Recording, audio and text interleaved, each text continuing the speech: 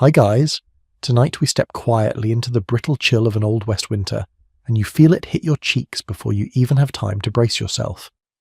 Snow lies in deep drifts against a rough cabin wall, and the moment you push the door open, you hear that long wooden groan that always happens when frozen hinges try to move.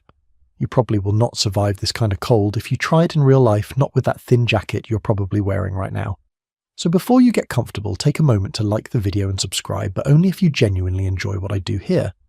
Then tell me where you are watching from and what time it is for you. Now dim the lights and let yourself step fully into that frontier darkness as the wind presses against your back. You stand in the threshold of a frontier cabin near the end of the 19th century. It is not the romantic, spotless version you see in old paintings. The real one feels cramped, smells faintly of smoke and old wood, and leaks cold from places you cannot yet identify. You take a step inside and the floorboards flex slightly under your weight, as if reminding you that everything here is handmade, everything here is fragile. It is the dead of winter, the type settlers later described as the season when eyelashes froze before you reached the well. One established historical detail hits you first throughout the Old West. Settlers often battled indoor temperatures that hovered only a little above freezing during winter nights. A fire was not a luxury. It was the thin line between survival and disaster, and you notice it now, glowing dimly in the hearth, its warmth struggling to reach the far corners of the room. You move slowly, adjusting to the dim light, listening to the steady pop of sap inside half-frozen logs. The whole place feels like a living thing that is always breathing and always complaining. The walls let in drafts that sneak across your ankles. The ceiling creaks as if the wind on the roof has its own personality. You can smell pine resin, old leather, and some lingering scent of dinner that happened hours ago. Maybe beans, maybe salt pork, maybe something stewed until it surrendered to the pot. You take another breath and let your eyes wander. There is nothing glamorous here, just necessity arranged in the closest thing to comfort the family can afford. A rough table built from nearby timber, a few chairs that wobble, a trunk that holds clothes thick with smoke, and a bed frame that looks sturdy enough if you do not shift too much. Quilts pile on top in mismatched layers.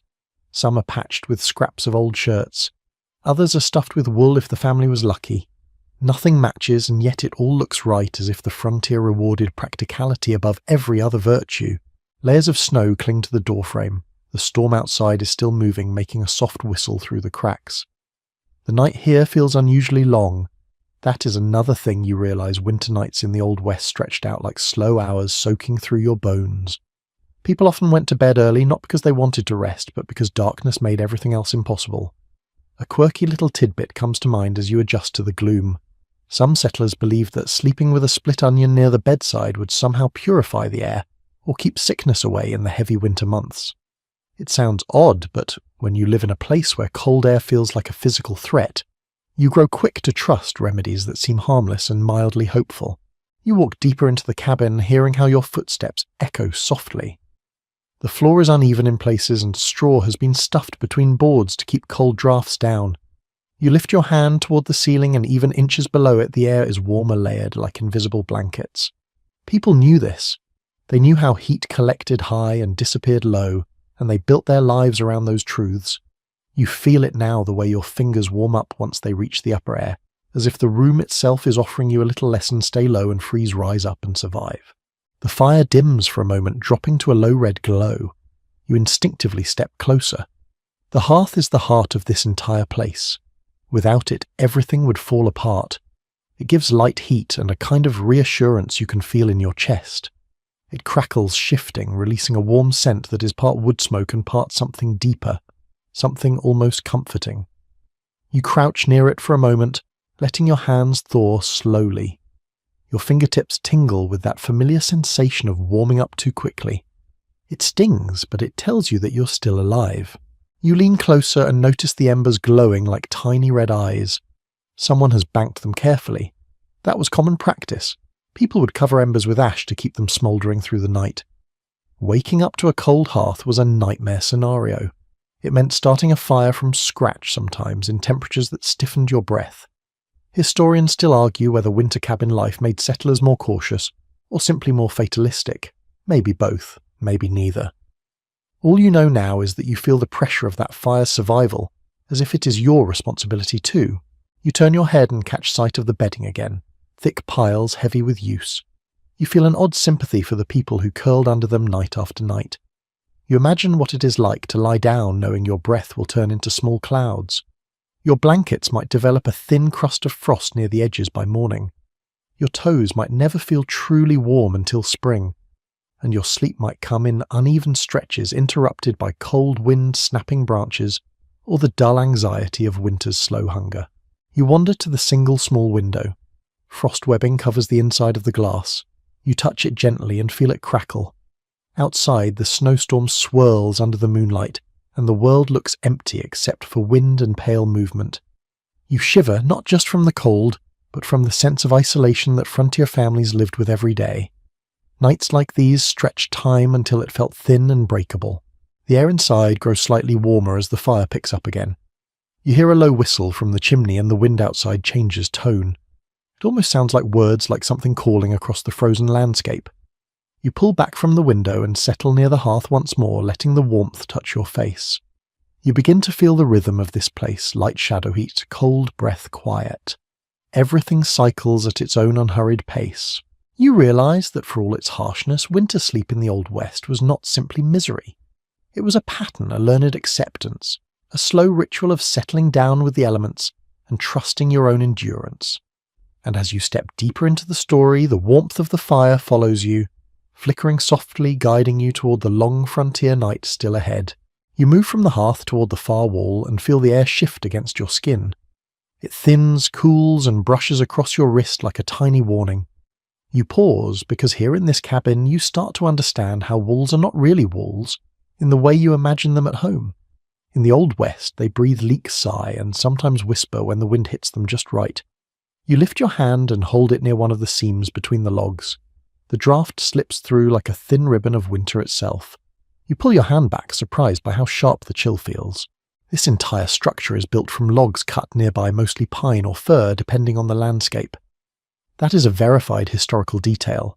Settlers often used the trees closest to their homesteads, shaping the logs with axes and pulling them into place by hand, or with the help of an exhausted mule. You picture the rough rhythm of the work, thick beams lifted, bark stripped, edges flattened, gaps filled. The cabin you are touching now would have taken weeks, maybe months to finish. And even then, winter always found its way in. You lean closer and notice the material crammed between the logs. It looks lumpy and uneven.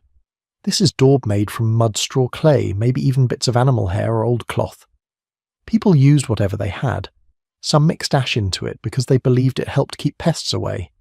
Others swore by moss gathered from nearby creek beds.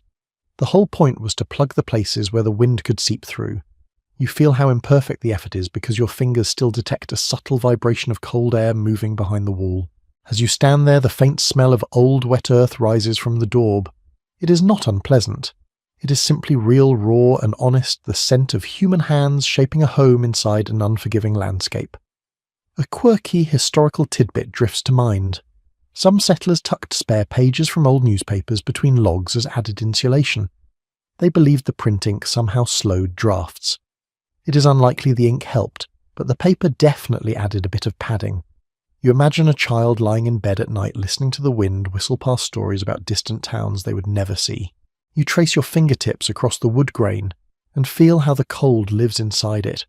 Pine expands and contracts through winter nights so the logs sometimes creaked loudly enough to wake entire families.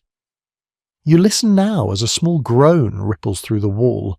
It sounds almost like the cabin is clearing its throat.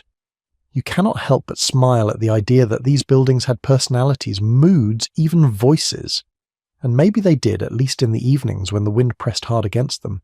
You move along the wall and the floor responds softly beneath your feet. Each board flexes a little. Every step seems to stir a new draft from a place you did not expect. Settlers understood this too. They laid rugs or scattered straw on the floor to trap heat, not because it was stylish, but because the cold liked to rise from the ground like a patient predator. You brush the toe of your boot across the edge of one of these makeshift coverings. It crunches faintly, probably frozen in spots from the damp that seeped up earlier that day. You take a breath and feel how the air at this side of the cabin carries a different character compared to the fire-lit center. It is sharper, thinner, and almost metallic. You can taste the cold lightly on your tongue. It brings a kind of awareness to your senses. Settlers describe this feeling as the cabin having warm spots and cold corners.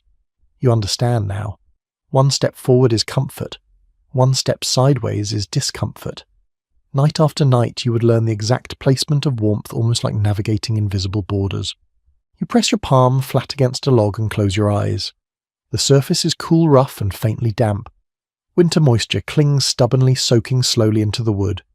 Inside the cabin, that dampness becomes a presence you learn to ignore, but it affects everything. Bedding, clothing, tools stored against walls, even the rhythm of your breath.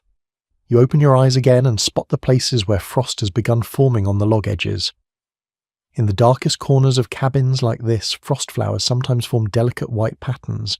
They looked beautiful, but reminded families just how thin the barrier between them and the wilderness really was. You step back. The wall seems almost alive. It exhales small puffs of cold, then settles again. This is the breathing effect settlers talked about. A living building that expands in daylight warmth and contracts in night chill. You sweep your hand across the surface again and notice how uneven it is. You picture the builder working hurriedly before winter arrived, trying to finish before the first heavy storm. You can almost see him wiping sweat from his face while the logs scraped his knuckles. Historians still argue whether cabins like these were genuinely efficient winter shelters, or simply the best option people had under pressure. Some claim the thick logs were remarkably good insulators. Others insist the constant drafts destroyed any notion of comfort. After feeling the leaks yourself, you understand why the debate continues. Maybe the truth is somewhere in the middle. The cabins were good enough, never perfect, always flawed, always dependable in their own rugged frontier way. You shift your gaze to the ceiling. Thick beams stretch across the room, holding the weight of the snow above. These beams sometimes cracked under prolonged storms. You imagine lying in bed, listening to snowpack settle on the roof, wondering if it might break through by morning. That awareness must have added a layer of tension to every winter night. You tilt your head and imagine small flakes filtering down through tiny gaps, drifting gently onto quilts.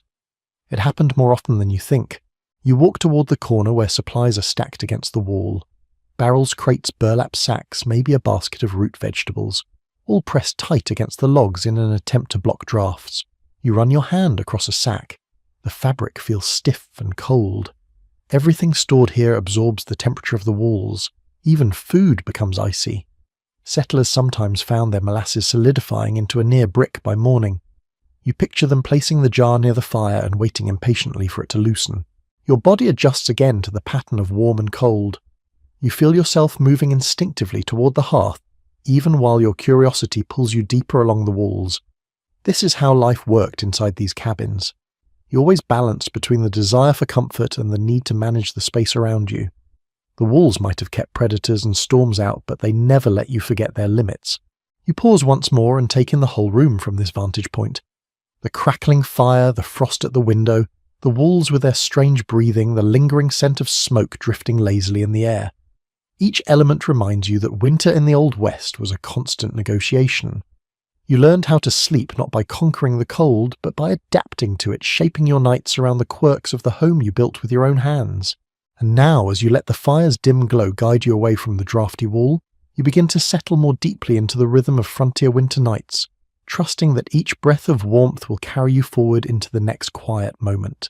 You drift back toward the fire and let its shifting glow catch your eyes again. The cabin feels slightly warmer now, though the cold never truly leaves.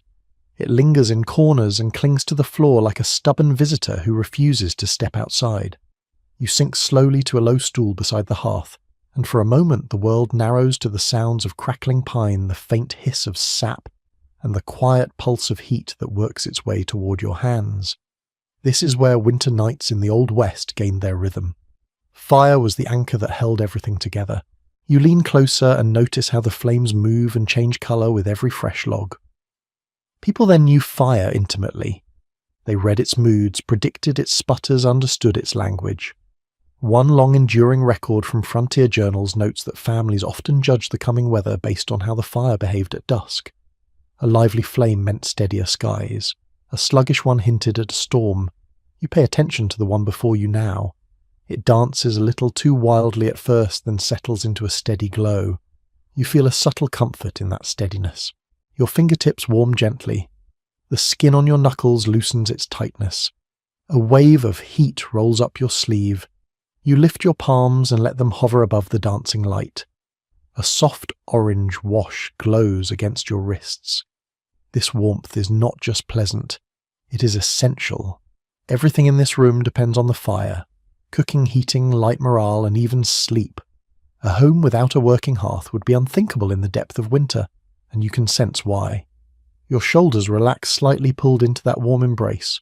You shift your focus to the firewood stacked nearby. A small pile of split logs and bark still flaking rests at the ready. Old West families planned their winter fuel with almost mathematical care. Using too much too early meant freezing later. Using too little meant restless nights with shivering limbs. You run a finger over one piece of wood. It feels dry, rough, and surprisingly light.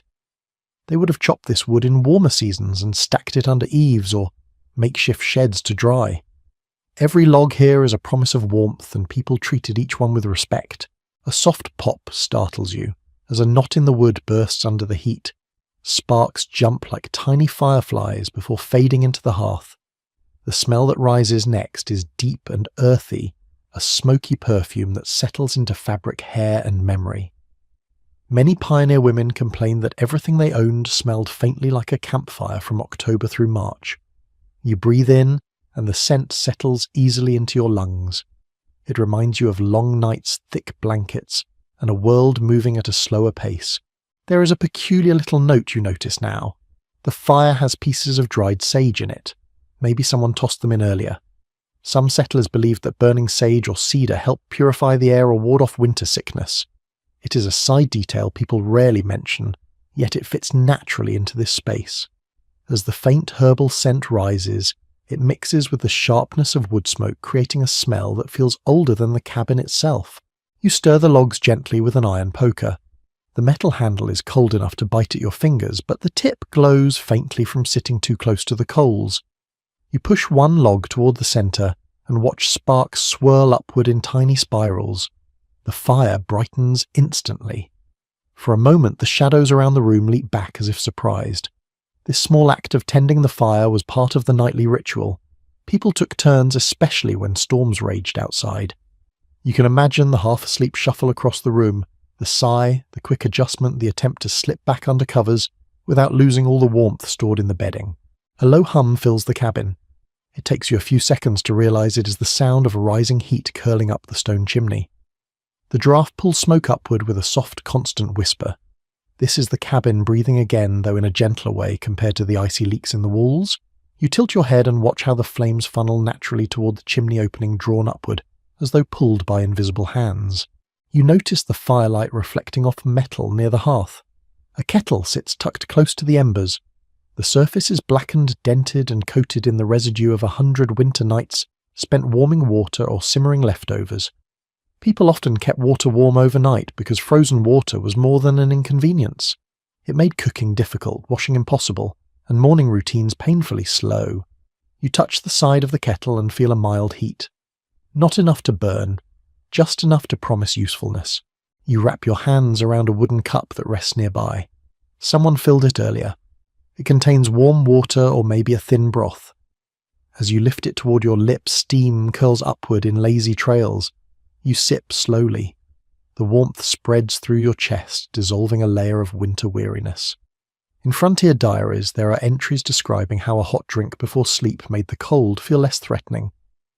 Even if the cabin walls moaned and snow piled high, the warmth inside your body helped you drift off. The fire crackles again, interrupting your thoughts. A log shifts and collapses inward, sending a rush of sparks upward. You watch them fade with a quiet fascination.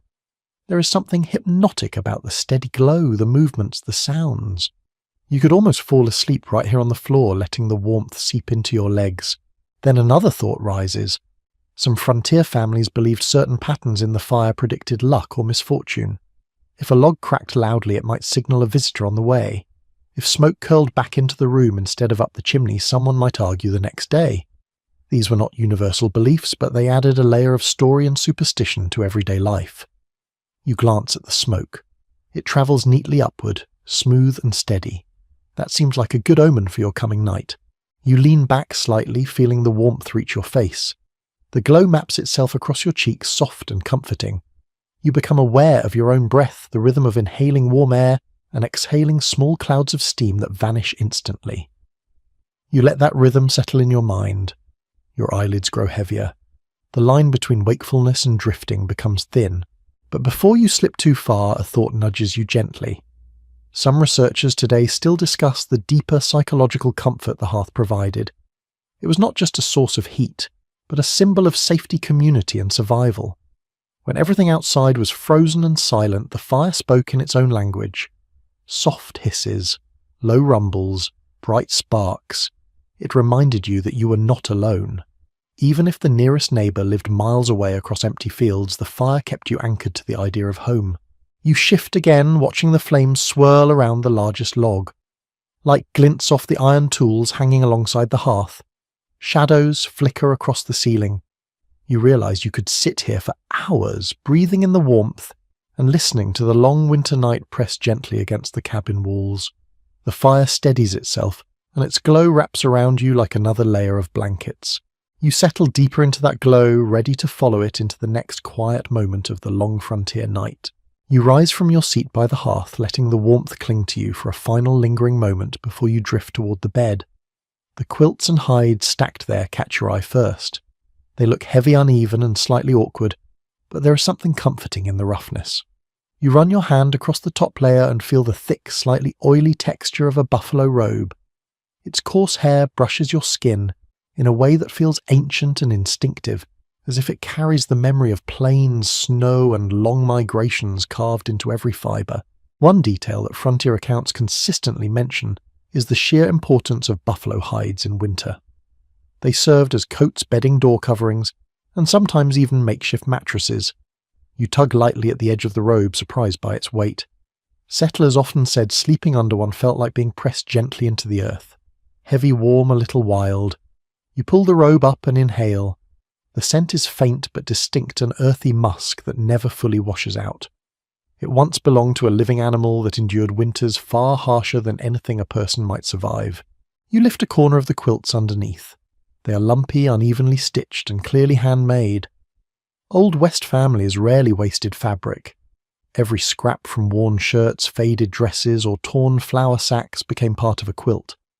Some squares are patterned, others plain. Some are patched multiple times. You imagine a mother sewing late at night, her fingers numbed by cold, trying to create one more layer of warmth before the next storm arrived. You press down on the mattress and it crunches softly. This is a straw tick, a common feature in frontier beds. It is filled with dried grass or hay packed into a cloth envelope. Over time, the straw breaks down, flattening and shifting into odd lumps that poke at your ribs. People stirred and refilled these ticks regularly. You lower your weight onto it now, and the unevenness surprises you.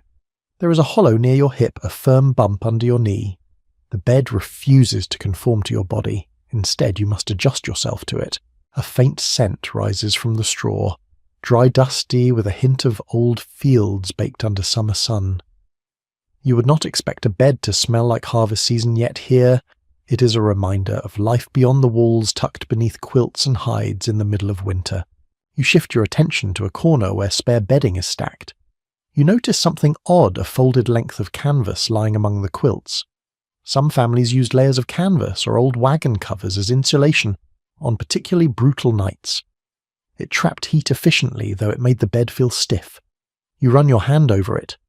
The surface is rough, uneven, and still carries traces of dust that seem permanently embedded. A small, nearly forgotten story comes to mind. In a few remote cabins, people stuffed mattresses not with straw but with dried corn husks. They crinkled loudly every time someone shifted, making a constant soft rustle echo through the night. You imagine the sound now as you settle deeper onto the bedding, a whisper of movement like a field blowing gently under moonlight. Your gaze drifts toward the corner of the mattress where a thick roll of cloth peeks from under the quilts. It turns out to be an old coat repurposed as an extra layer. Frontier resourcefulness knew few limits. If something could hold warmth, it had a place in the nightly sleep ritual. Another detail repeated in many household letters of the time is the practice of layering multiple thin quilts, rather than relying on a single thick blanket. thin layers created small pockets of trapped air that warmed quickly. You pull one quilt up and feel its softness. The stitching is uneven, the fabric faded, yet it feels surprisingly warm the moment it settles against your skin. You stretch out on the straw tick and let your body sink into the imperfect softness. The cold immediately pushes up through the mattress, reminding you that comfort was always partial in this era. The warmth of the fire reaches this spot only faintly. Your breath fills the air in soft clouds that drift above you before disappearing. You glance at the wooden frame around the bed. It creaks softly when you shift. The wood is rough, cut by hand, and still shows faint tool marks. Beds like these were sometimes built right into the structure of the cabin, connected to the wall for stability. You touch the frame and feel the cold absorbed into the wood. It sends a faint chill up your arm. Your thoughts drift to the materials settlers used when hides or quilts were scarce. One recorded practice mentions stuffing beds with dried leaves during emergency conditions. Another mentions layering wool clothing beneath the sleeper to keep the cold from rising from the ground. You picture yourself lying atop layers of shirts, trousers, shawls, and coats, turning them into a nest of warmth. As you settle deeper into the bedding, you consider how people arrange themselves at night. Large families often slept together for warmth, children between parents, older relatives near the fire, guests placed wherever space allowed. The bed you lie on now likely hosted multiple people on the coldest nights, each body contributing to the shared heat.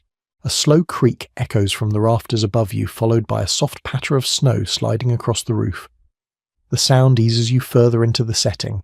Winter nights had their own compositions. The shifting of wooden beams, the muffled thud of snow falling in clumps, the faint rustle of small animals moving under the cabin.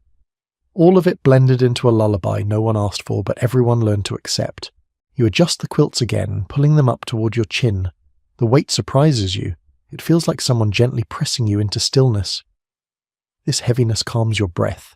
Your limbs loosen. Your body warms, slowly helped by the way the hides trap heat against your chest and legs.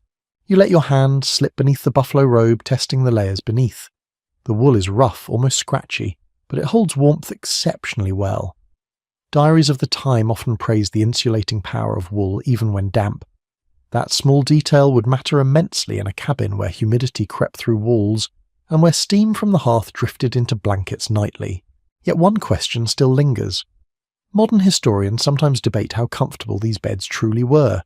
Some argue that the combination of hides, quilts, and straw created a surprisingly warm, sleeping environment. Others insist the drafts, uneven stuffing, and constant cold seeping upward made rest fragmented and shallow. You lie there now and feel truth tugging from both sides. There is warmth, but it is a conditional warmth, a warmth you must protect, maintain, and work for. Your hand drifts to the edge of the straw tick where the fabric is stitched in a crooked line. You trace your finger along it. You imagine someone sitting near the fire needle in hand repairing this very seam during a long winter evening. Their stitches are uneven, rush-tired, but they hold the straw inside, they hold the warmth steady.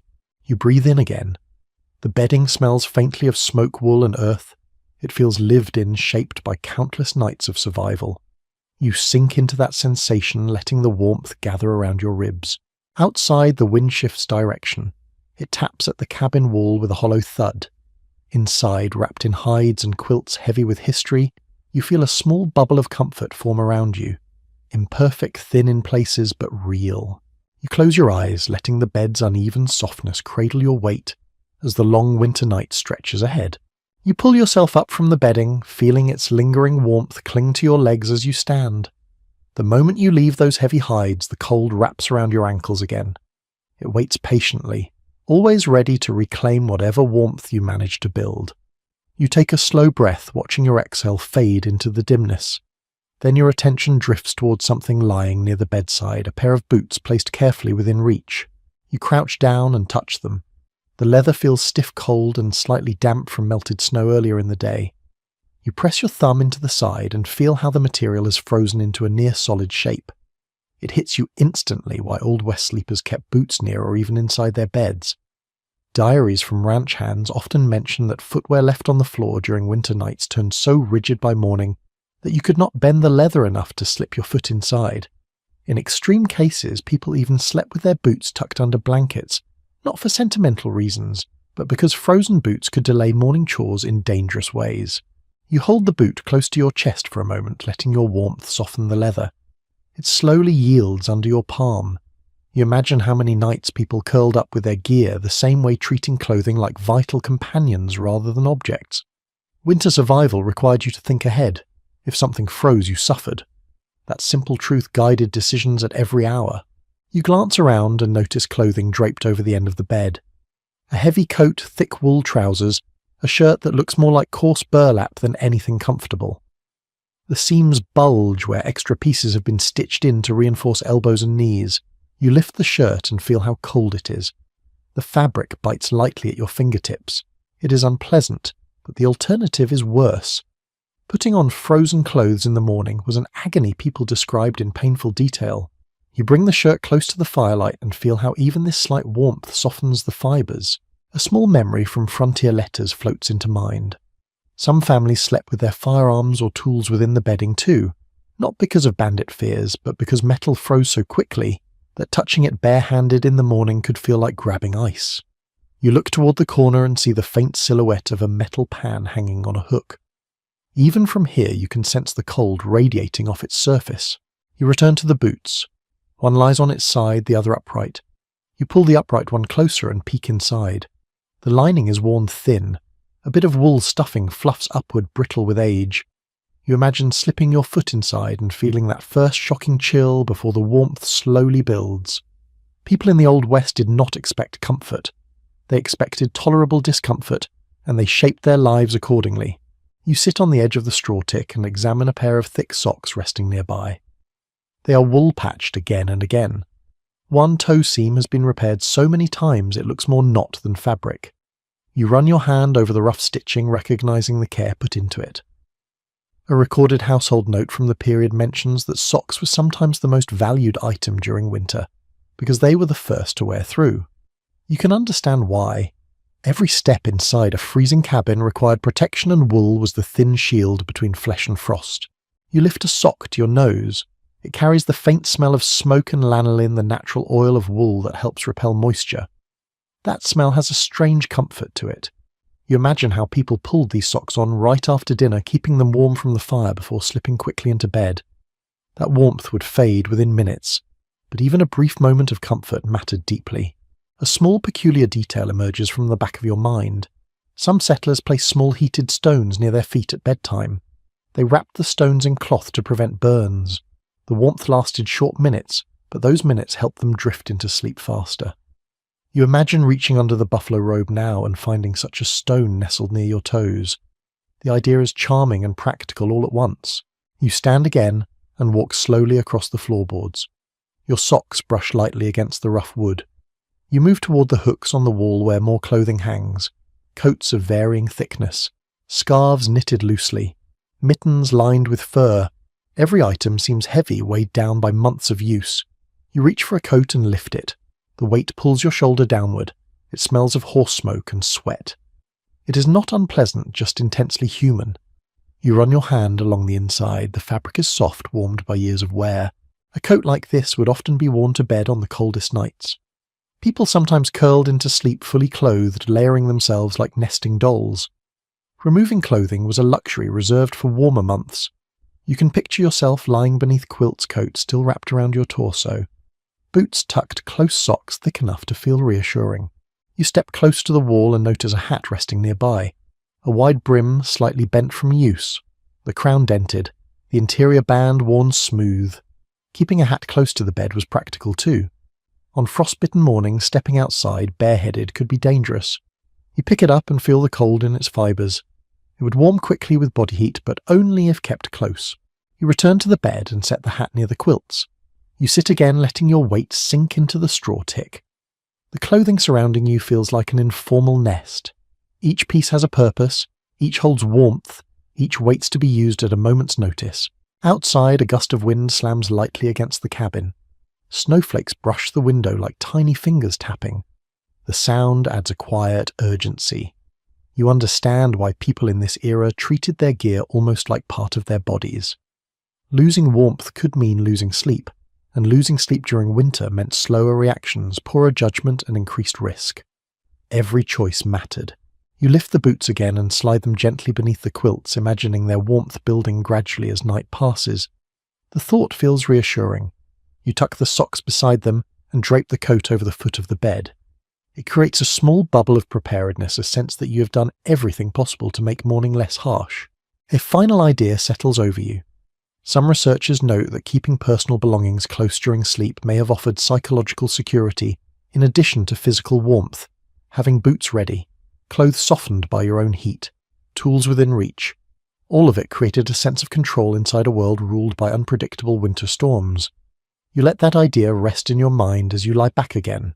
The boots warmed by quilts, the coat within reach, the socks prepared for another frigid dawn.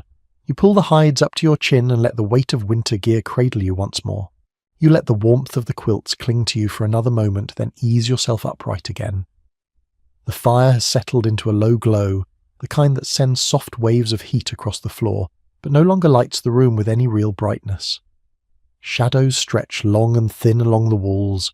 With the night deepening, you start to sense the rhythm that governed every winter evening in the Old West, a rhythm of slow tasks, quiet checks, and small rituals someone needed to perform even when half asleep.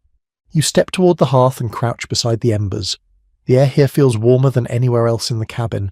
Your hand hovers above the coals, feeling their faint pulse. Frontier families relied heavily on this slow-burning heart of the home. Contemporary homestead notes often mention that someone was always designated to check the fire at set intervals through the night. It was not done out of diligence alone. If the embers died, the room turned icy within minutes. You gently take the poker and nudge one of the glowing chunks of wood. A soft scatter of sparks rises and fades. You sift a little ash over the coals with a metal scoop resting nearby. This creates a thin shell that traps heat inside. Generations of settlers knew this simple trick. It brought them precious hours of warmth. You watch how the embers dim slightly, then steady themselves. It is quiet here, almost meditative. The only sound is the soft rustle of ashes shifting under your hand. Your eyes drift toward the wooden bucket resting near the hearth. It holds small kindling pieces for quick ignition if the fire faltered. Settlers often kept such buckets close, because fumbling around in a dark, freezing room trying to find firewood was a form of nightly torture they preferred to avoid. You pick up a sliver of wood and feel it between your fingers, light, brittle, cold. You place it back gently. A faint noise outside the cabin breaks the silence. A distant thump, maybe a shifting branch or a startled animal brushing against the wall. The Old West night was never entirely still. You walk toward the door, your socks sliding softly across the uneven boards. The cold intensifies with each step. You touch the latch lightly, half expecting frost to cling to it. The metal is cold, but your fingers manage to hold it without a sting. You open the door just enough to peer outside.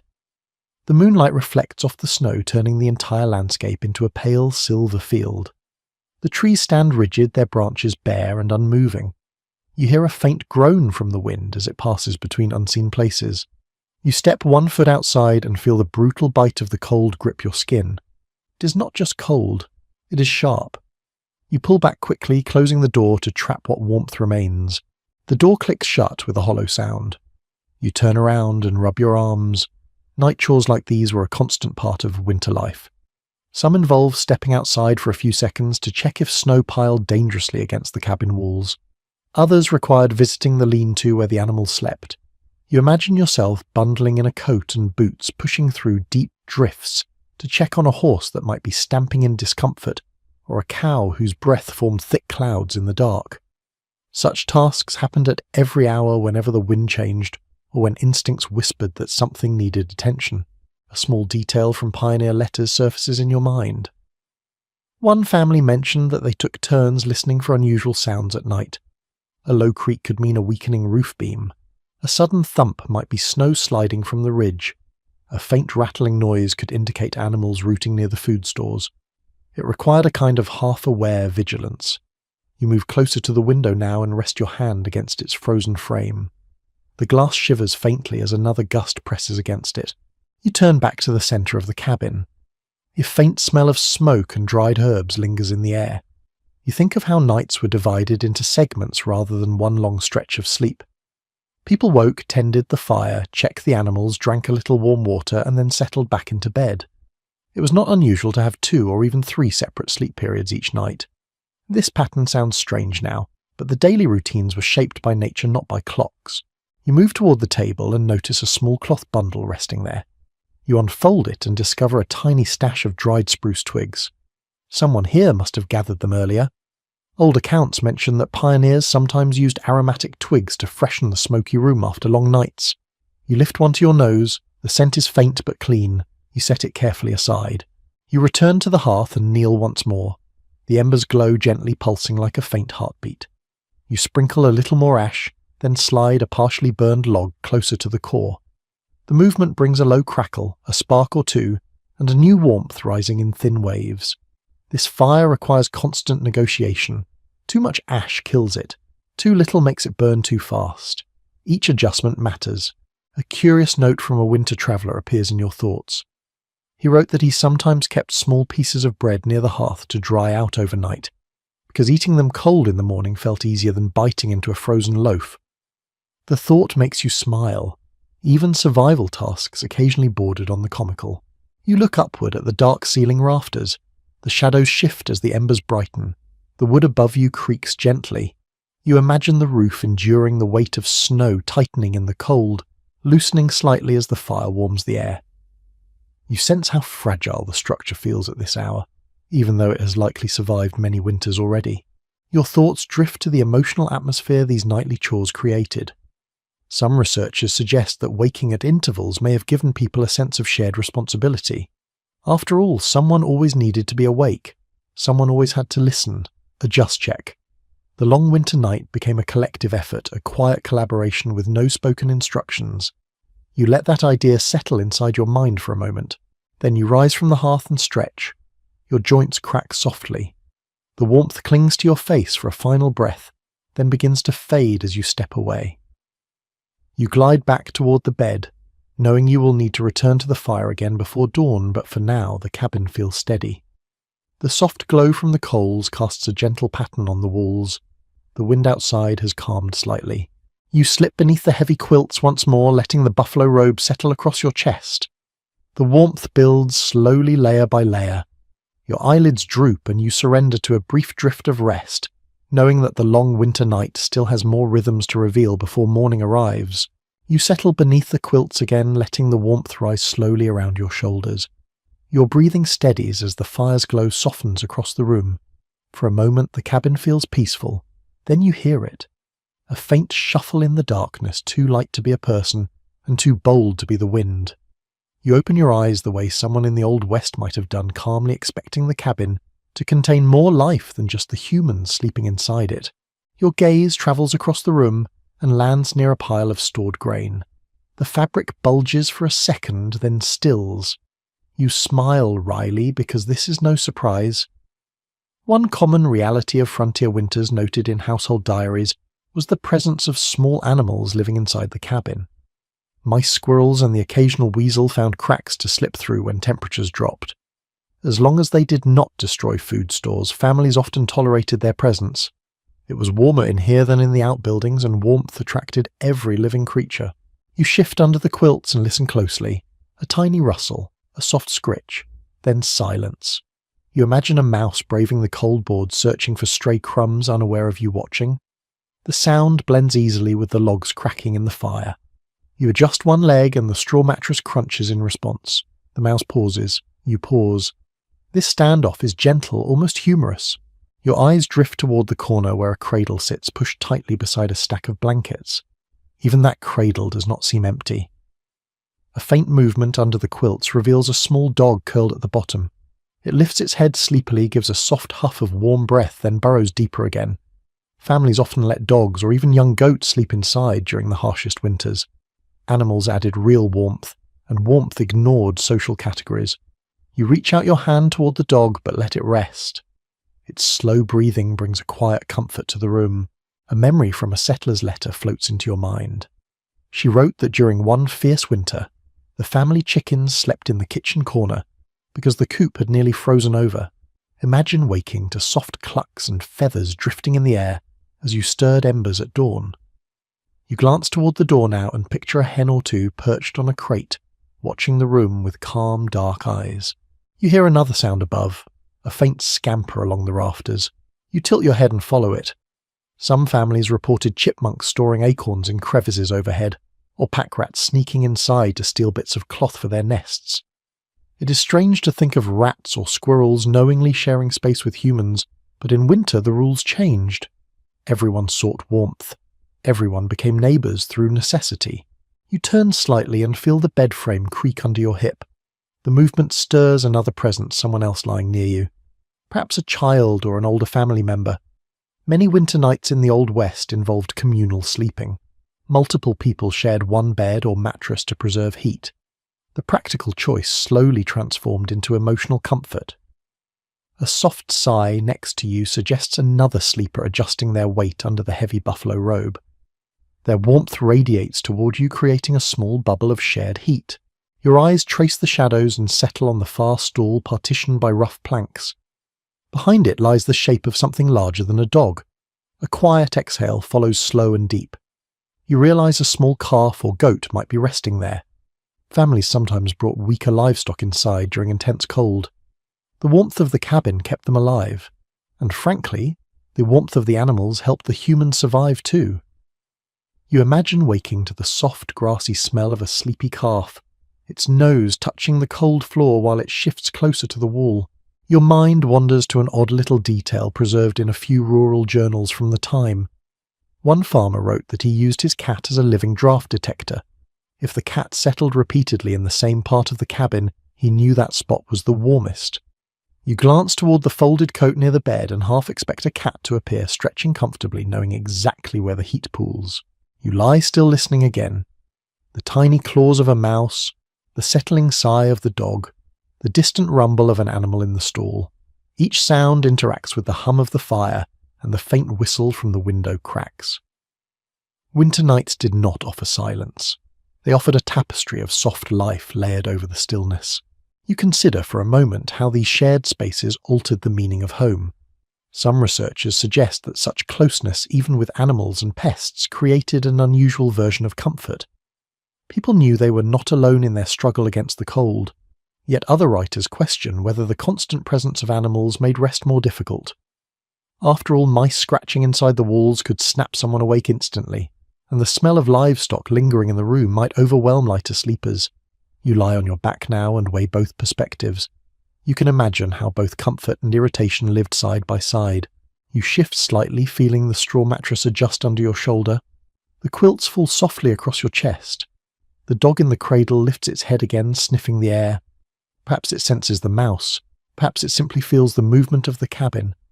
You give it a small whisper of reassurance, though the dog probably does not need it. It settles again, letting out a sleepy puff of breath. In the rafters above, another soft scurry travels from one beam to the next. The noise blends easily into the heavy darkness. Frontier families became accustomed to these nighttime companions. They recognized the sounds, understood which ones meant trouble and which ones simply meant life moving around them. Your eyes fall closed for a moment and you imagine the warmth of a calf resting only a few feet away. The presence of another warm body, even an animal, makes the cabin feel less isolated. The cold outside might be merciless, but inside this shared space, every creature contributes something to the fragile balance of winter survival. You inhale deeply. The air smells faintly of hay wool and smoke mixed with the earthy scent of the small dog. You exhale slowly. The warmth of the quilt settles more firmly against your ribs. You sink deeper, feeling the entire room breathe with you. Humans, animals, tiny rustling visitors, all sharing warmth in the same fragile shelter. The night stretches quietly, and you nestle deeper into your bedding, prepared for whatever other small sounds may rise as the long winter hours continue. You shift beneath the quilts, letting your senses drift toward the far side of the cabin, where the kitchen area folds into the shadows. Even in the low glow of the embers, you can make out shelves lined with jars, a table worn smooth by years of chopping, and an iron pot hanging above the hearth's lingering heat. Night in an Old West kitchen carries its own flavour, its own temperature, its own quiet presence. You inhale deeply. The air is thick with scents that have soaked into the wood over decades: smoke, dried herbs, onions kept through winter, and the faint sweetness of root vegetables stacked carefully for survival. You rise from the bed, pulling your shawl around your shoulders before padding across the uneven boards. The warmth disappears as you move away from the fire, replaced by a cool breath that clings to your ankles. Yet the kitchen draws you forward. Food storage and simmering pots were the heart of winter evenings, often offering comfort as real as the quilts behind you. Settler accounts often note that winter kitchens served as makeshift sleeping spaces, because the proximity to the hearth made nights more bearable. You move toward the table and feel how the air shifts again, carrying the memory of earlier meals. You touch a wooden bowl resting at the edge of the table. Its surface is smooth, worn, almost silky by use. Frontier families used bowls like this for everything: porridge, stew, dried fruit, even storing small handfuls of nuts. You pick it up and bring it close. The scent that lingers inside is a mix of cooked cornmeal and smoked meat, a common combination described repeatedly in frontier letters. Food was simple, repetitive, and often dictated by what could survive long months of frost. You glance at the pot hanging over the coals. A faint steam rises, meandering lazily before vanishing in the cool air. Someone left something warming inside, just in case anyone woke hungry.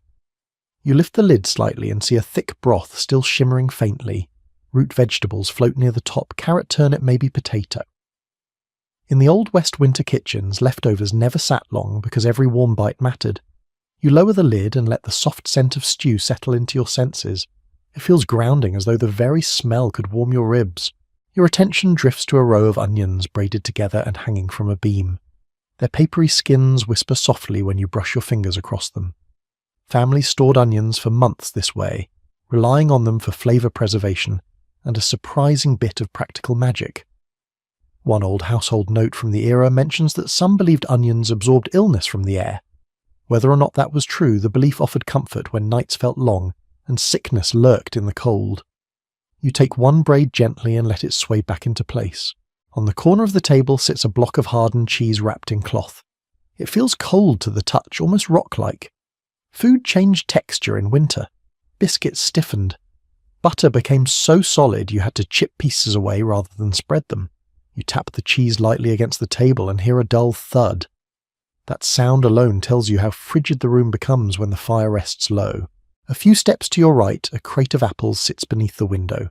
The apples are wrinkled, some bruised, but still edible.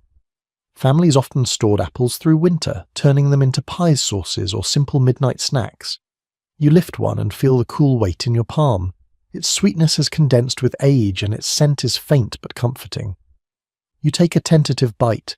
The fruit is soft, slightly grainy, and carries the faintest taste of summer preserved in a winter night. Your eyes drift toward the ceiling, where bundles of dried herbs hang from rafters.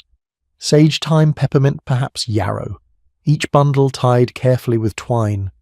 The herbs sway when the wind presses against the cabin, releasing whispers of fragrance. These plants were used for everything: seasoning stew, making tea, soothing stomach aches, and perfuming the long, smoky nights. A few families even tucked bundles near bedding to help with sleep.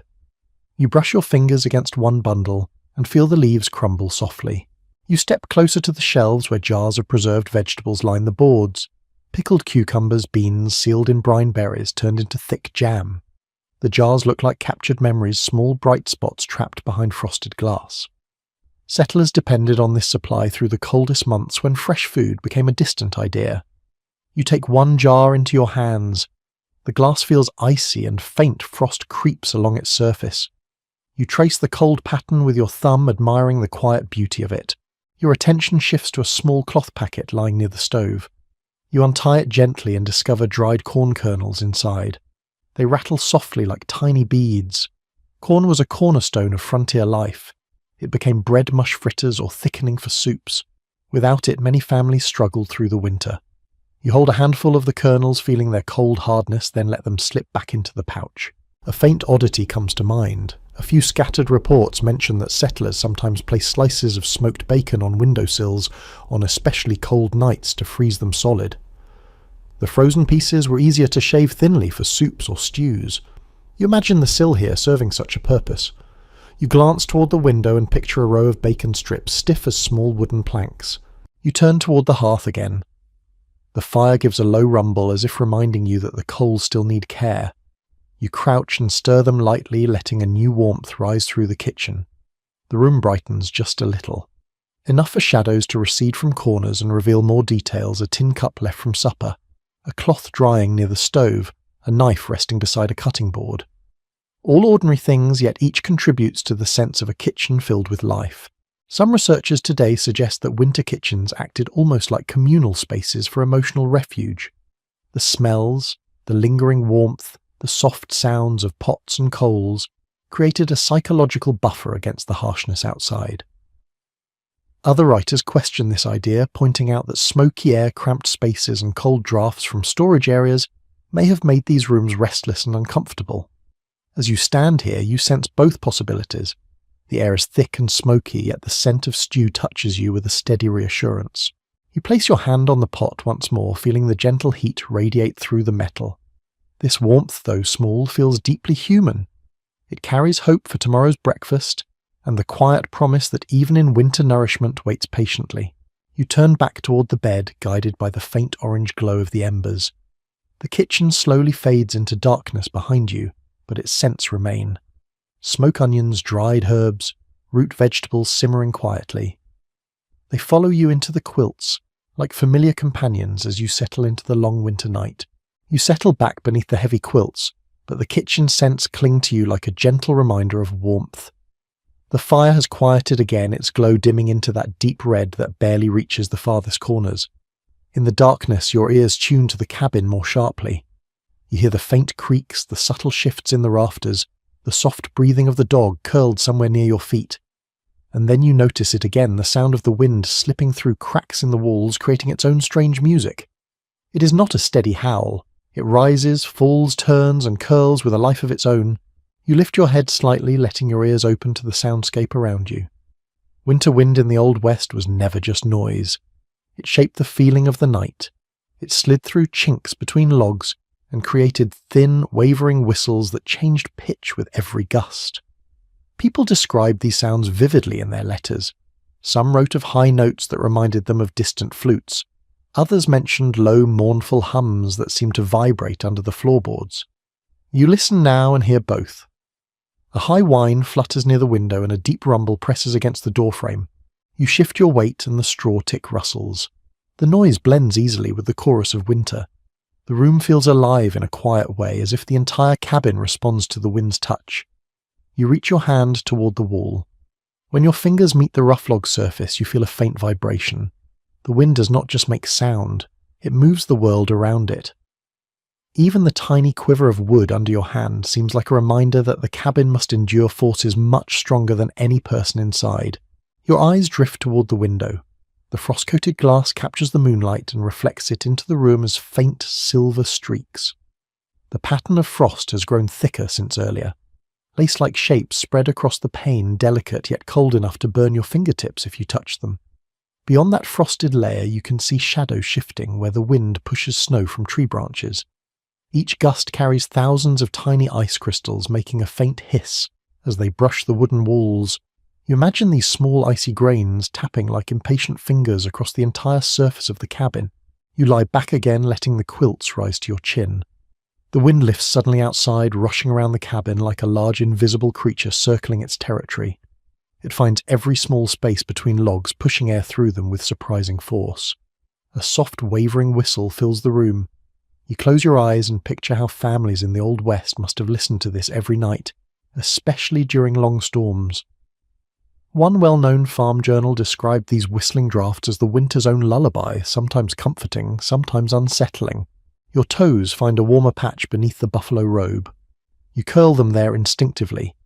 The contrast between the cold air and the heat trapped beneath the covers sharpens your awareness. Winter nights were a constant negotiation between warmth and chill. Drafts that slipped through cracks could suddenly brush your cheek, making you pull the quilt up a little higher. You feel that now. A brief flutter of cold touches your forehead, just enough to make you shiver lightly. You shift again, and notice how the sound changes depending on your angle. With your head turned slightly left, you hear the wind whistle through the window frame. Turning slightly right, you hear a deeper tone vibrating from the corner where the wall meets the floor. These differing tones created a strange nightly symphony for families. Children often learned which sounds meant harmless wind, and which ones meant shifting snow or a looming storm. You listen carefully, learning the same distinctions by instinct, A small memory derived from early traveller notes rises in your thoughts. One writer described hearing the wind through cabin walls as if an invisible violinist played long trembling notes throughout the night.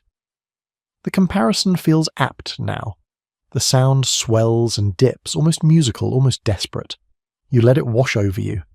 The rhythm of wind against wood ice against glass and snow shifting on the roof settles into your awareness. The fire behind you gives a faint pop, startling you gently. Sparks shift under the ash, but no new flame rises. That little sound brightens the cabin's atmosphere for a second, then dissolves back into the steady hum of the wind. You wonder how many nights settlers spent listening to fire and storm measure each other, each trying to outlast the other. One offered warmth, the other tested the walls. It is strange how you can feel both forces from your place under the quilts. You shift your hand toward the edge of the bed and feel the cold beam supporting it. The wood is freezing to the touch, almost painful. The wind outside wails again, shaking the shutters lightly. You pull your hand back and tuck it beneath the buffalo robe. A moment later you hear a soft scurry near the grain bag. The mouse again. Its tiny claws make rapid tapping sounds as it darts across the floor, then stops. Even the mouse seems to listen to the wind for a moment before continuing its search for warmth and crumbs. You glance toward the roof as another sound trickles down. Snow slides slowly from the peak, dragging small patches of ice with it. It creates a gentle scraping noise, like someone brushing a broom across shingles. The noise softens as it reaches the edge of the roof, then becomes silence again. Many frontier families wrote that these sounds of shifting snow often woke them during the cold months. You listen to it with quiet curiosity rather than fear. A deeper sound follows, almost like a low hum.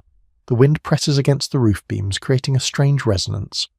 Some modern scholars have suggested that cabins amplified wind tones in a unique way, turning gusts into almost musical frequencies.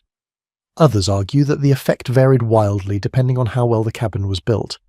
As you lie here now, feeling the low hum vibrate faintly through the wood, you can imagine both views holding truth. The sound neither comforts nor alarms you. It simply becomes part of the moment. You adjust your position once more, rolling onto your side. The quilts slide against your arm, making a soft whispering sound. The dog near the cradle stirs at the movement, then settles again, breathing slowly. Even its breath becomes part of the room's atmosphere. Warm, rhythmic, familiar. You appreciate how every living creature inside the cabin adds a quiet counterbalance to the wind's restless voice. A sudden gust rushes against the window, strong enough to make the frost shift slightly on the glass. The hiss that follows is sharp, crisp, almost slicing through the room's warmth. You picture the world outside, snow swirling in circles, branches bending under the force drifts piling higher against the cabin walls. You take a slow breath, feeling grateful for the layers of quilts wrapped around you. As the wind settles again, you focus on the quieter details. A soft tapping near the ceiling. Perhaps a loose piece of bark on the roof. A faint flutter of dried herbs hanging from a rafter. A slow creak as the cabin adjusts to changes in temperature. All these microsounds weave together, forming a winter soundtrack that families once memorized out of sheer repetition. You sink deeper into the bedding, letting the soundscape lull your mind. The wind whistles gently now, as if calming down after a moment of intensity. The room grows quieter, though not silent. The soft red glow from the embers paints faint patterns on the wall. You relax your hands, loosen your shoulders, and allow your breath to steady. For all the chill and all the noise, there is something almost soothing in this interplay of wind and wood. The cabin is holding firm. The fire still breathes. The darkness listens. You close your eyes and let the night's music carry you forward into the next quiet stretch of winter. You lie still for a few moments, letting the fading wind settle into the corners of the cabin again. The quilts feel heavy and warm against your chest, but the air above them still bites faintly at your cheeks. You shift one hand outside the covers and instantly regret it. The chill grips your fingers like a slow, tightening clasp. You pull your hand back in quickly and let the warmth reclaim it. That tiny moment reminds you of something every old West winter sleeper knew instinctively: undressing was a luxury that bitter nights simply did not allow. You rise from the bed carefully, the buffalo robe sliding down your shoulders as you push yourself upright. Your breath drifts in front of you in a pale cloud, dissolving long before it reaches the far side of the room. You step toward the wooden peg on the wall where a thick wool shirt hangs. The shirt is stiff with cold, the fibres almost frozen into position. You rub your thumb along its edge and feel how the fabric bends reluctantly. On nights like this, people simply slept in what they wore during the day. Removing layers meant facing cold air so sharp it could make your skin ache in seconds. You reach for a pair of wool trousers draped over a crate. The fabric is rough, the interior patched again and again with scraps of softer material. A handful of frontier journals mention that families kept one set of thick winter clothing specifically for nighttime use. These garments became like personal cocoons that retained body heat long after fires died down. You hold the trousers against your chest for a moment, letting them warm slightly, then lay them neatly beside the bed in case you need them later. Your eyes drift toward a thick undershirt folded near the hearth. Not clean, not soft, but warmer than almost anything else in the cabin. In regions where winters were especially harsh, families often slept in multiple undershirts layered beneath their main clothes. You pinch the fabric between your fingers. It feels dense and slightly oily from years of wear. The smell of smoke clings to it. You drape it gently across the foot of the bed, imagining how comforting its weight must feel when the cold tries to seep through every crack in the walls. You look toward the small shelf where mittens rest. They are made of scraps of wool sewn together with simple stitches. Some families wore mittens in bed to prevent fingers from numbing in the night. You slide a hand into one mitten now and feel its rough lining. The wool scratches lightly against your skin, but it promises warmth. You leave one mitten nearby, thinking of how someone might slip it on instinctively during a frigid half-awake moment. Near the floor you notice a long woolen scarf. It is frayed on both ends, thin in the middle and patched in places. Yet when you lift it, the material holds a surprising warmth. Settlers often wrapped scarves loosely around their faces while they slept, to keep icy draughts from biting at their noses and lips. You place the scarf near your pillow. The idea of wrapping your face against the cold feels strangely inviting after experiencing the sharp air near the windows. A faint memory from an old settler's letter flickers in your mind. She wrote that on the worst nights the entire family slept wearing their coats, hats, and even thin gloves. She noted that taking off clothing felt like letting the winter win. You imagine yourself settling into bed fully dressed, your hat pulled low, your coat wrapped tight, your boots resting close but not too cold to wear. The image seems odd by modern standards, yet when the temperature indoors hovered barely above freezing, such choices were practical. You walk slowly toward the window. Frost creeps across the inside pane in delicate branching patterns. You touch the glass lightly and immediately pull back. The cold stings your fingertip. You blow warm breath across the frost but see little effect. Heat dissipates instantly. This helps you understand why undressing before bed felt almost unthinkable.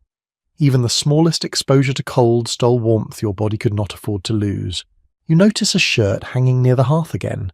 Its sleeves are stiff and the collar has hardened slightly from moisture freezing. Families often hung clothing near the fire overnight to dry or thaw. You lift the shirt gingerly. It is warm in some places, cold in others. You feel how inconsistent heating creates a strange mix of textures. Some parts of the fabric become soft and pliable, while others remain stiff and cold. You place it back gently and watch a small wisp of steam rise from a damp corner. You turn toward the foot of the bed and see a pair of wool socks patched nearly to the point of unrecognizability. Socks were often layered at night, sometimes 2 or 3 pairs at once. You pick up one thick sock and slip your thumb inside. The inner wool feels coarse but retains heat remarkably well. A farm journal once described socks as a winter sleeper's first defense and last comfort. You understand why. Cold floors could numb feet so quickly that people tiptoed across boards trying to minimize contact with the icy wood. As you adjust the socks on the bed, a small memory from a frontier anecdote surfaces.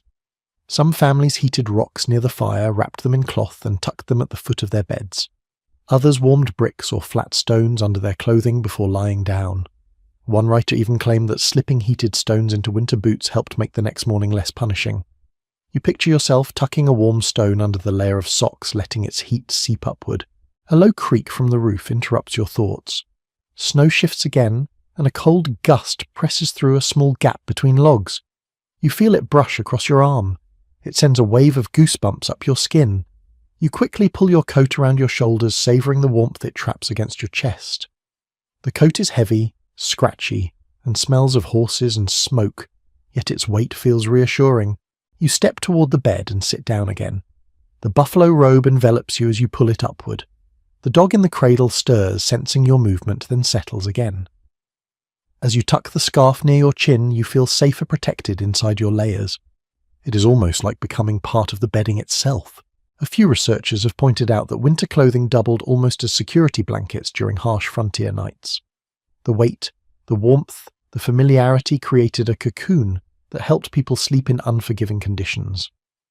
Others argue that wearing so many layers must have made rest uncomfortable, perhaps even restricting movement.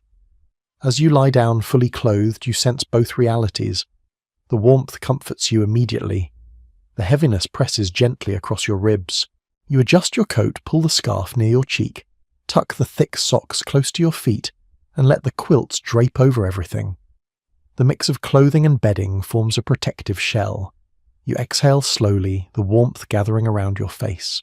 Outside, the wind begins to rise again, brushing against the cabin with a lonely moan.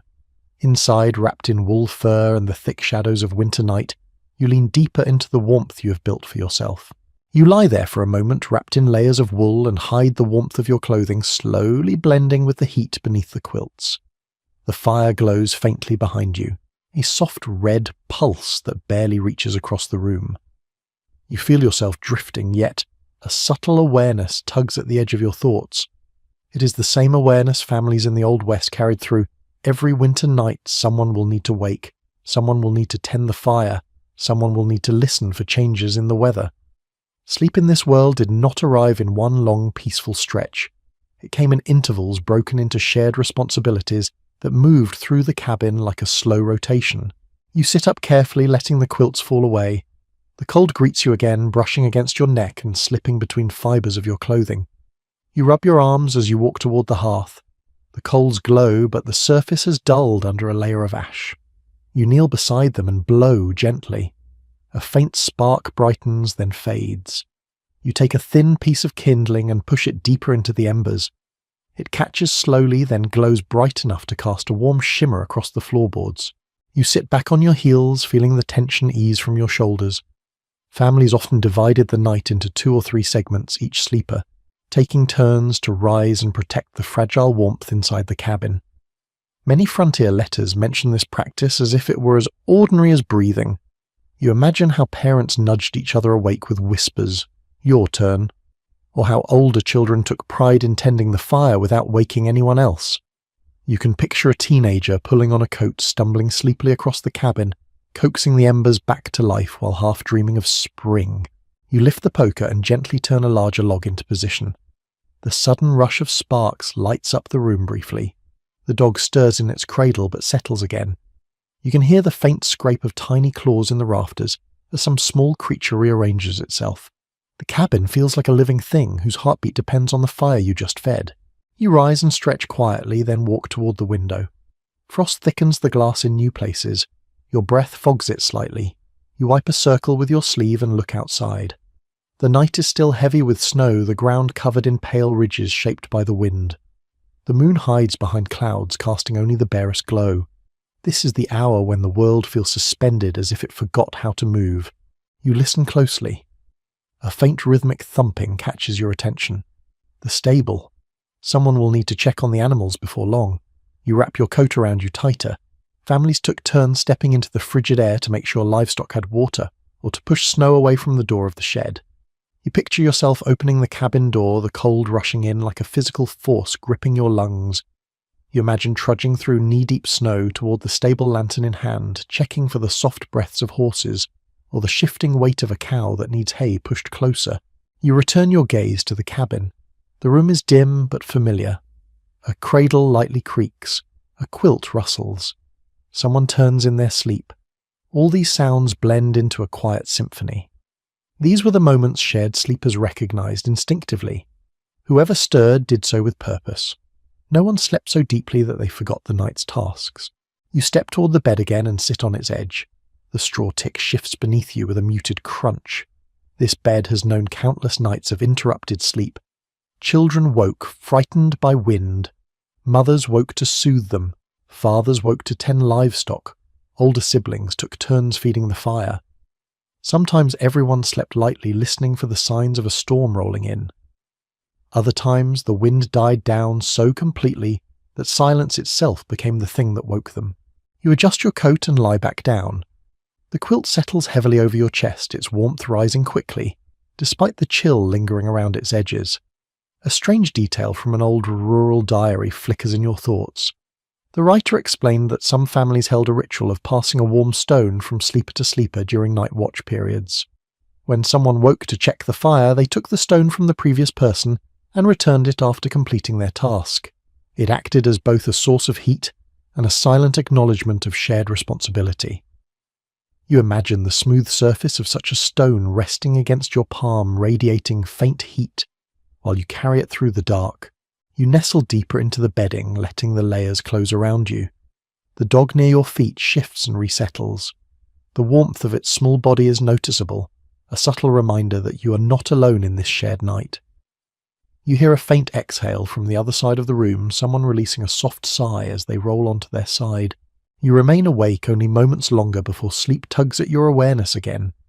The fire crackles softly, its glow dim but steady. The cabin creaks gently as the wind shifts. Your body sinks deeper into the warmth, your breath slowing.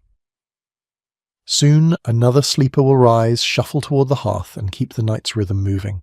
You let your thoughts drift into that slow pattern, now knowing the night does not belong to one person alone.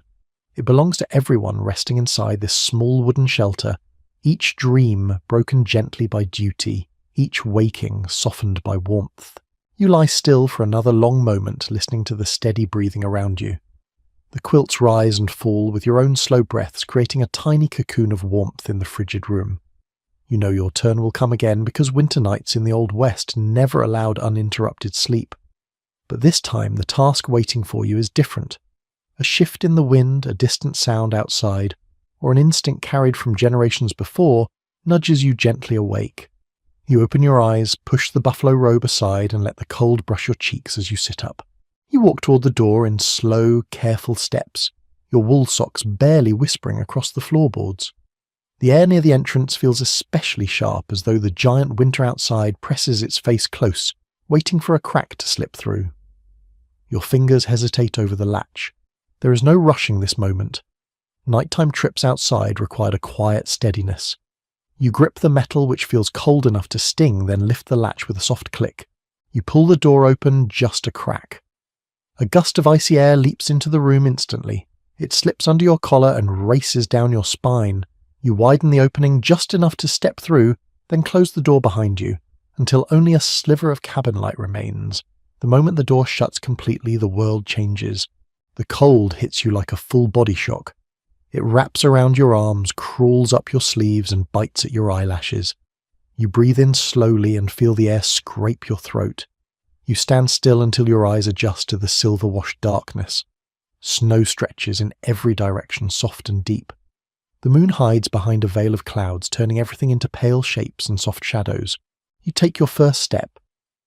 The snow crunches loudly beneath your boots, the sound echoing strangely in the frozen air. Some early frontier travelers described nighttime snow as almost musical underfoot. You hear that now, a rhythmic crackling that accompanies every shift in your weight. You lift your lantern high. Its dim flame trembles in the wind, casting a small circle of light that wavers over the ground. You move toward the well first. It stands like a dark silhouette against the pale earth. Families often check their wells at night because winter could freeze the surface, suddenly trapping what little water remained accessible. You approach the wooden frame and brush snow away from the rope coiled near the top. Frost glitters along the beam, catching the lantern light. You bend and peer inside. The faint shine of water reflects back at you. A thin crust has begun forming near the edge, but not enough to stop a morning draw. You exhale with relief. You turn away from the well and make your way toward the barn or lean to where animals sleep. The walk feels slow because every step sinks deep into the snow. Your coat stiffens with the cold and the wind tugs at its edges. You pull it tighter around your chest as your breath forms thick clouds that vanish almost instantly. As you approach the structure, a soft sound reaches your ears. A horse shifting its weight. A cow letting out a gentle, sleepy grunt. Even the animals recognize your presence. They know the rhythmic pattern of night checks the sound of the boots, crunching toward them, the familiar glow of a lantern bobbing through the dark. Watching over animals in the night was not only practical, it helped maintain the fragile sense of control over winter's unpredictability. You step into the small shelter and lower your lantern. The warm breath of the animals greets you like a soft fog. Their bodies radiate heat that contrasts sharply with the icy wind outside. You place a hand against a horse's flank. Its fur feels thick and dry warm beneath the surface. You murmur something softly, not to speak clearly, but simply to share presence. The horse shifts slightly, then calms. You check its water bucket. A layer of ice has already formed. You break it gently with a stick and swirl the water until the surface moves freely again. You move to the next animal, then the next. Their breath puffs into the air like tiny clouds. You hear the soft rustling of hay under their hooves, the quiet contentment of a herd that trusts your careful movements. You step back for a moment and take in the scene. This night ritual repeated across countless winter seasons anchored families emotionally. Some researchers suggest that tending animals in the frozen dark helped remind settlers they were not alone in the vast silence of winter. Others argue that such tasks increased the stress of frontier life by interrupting much-needed rest. Standing here now, you sense a mixture of both. The weight of duty rests on your shoulders, yet the steady breathing of the animals softens something in your chest. After ensuring everything's in order, you step back into the open night. The cold immediately resumes its grip.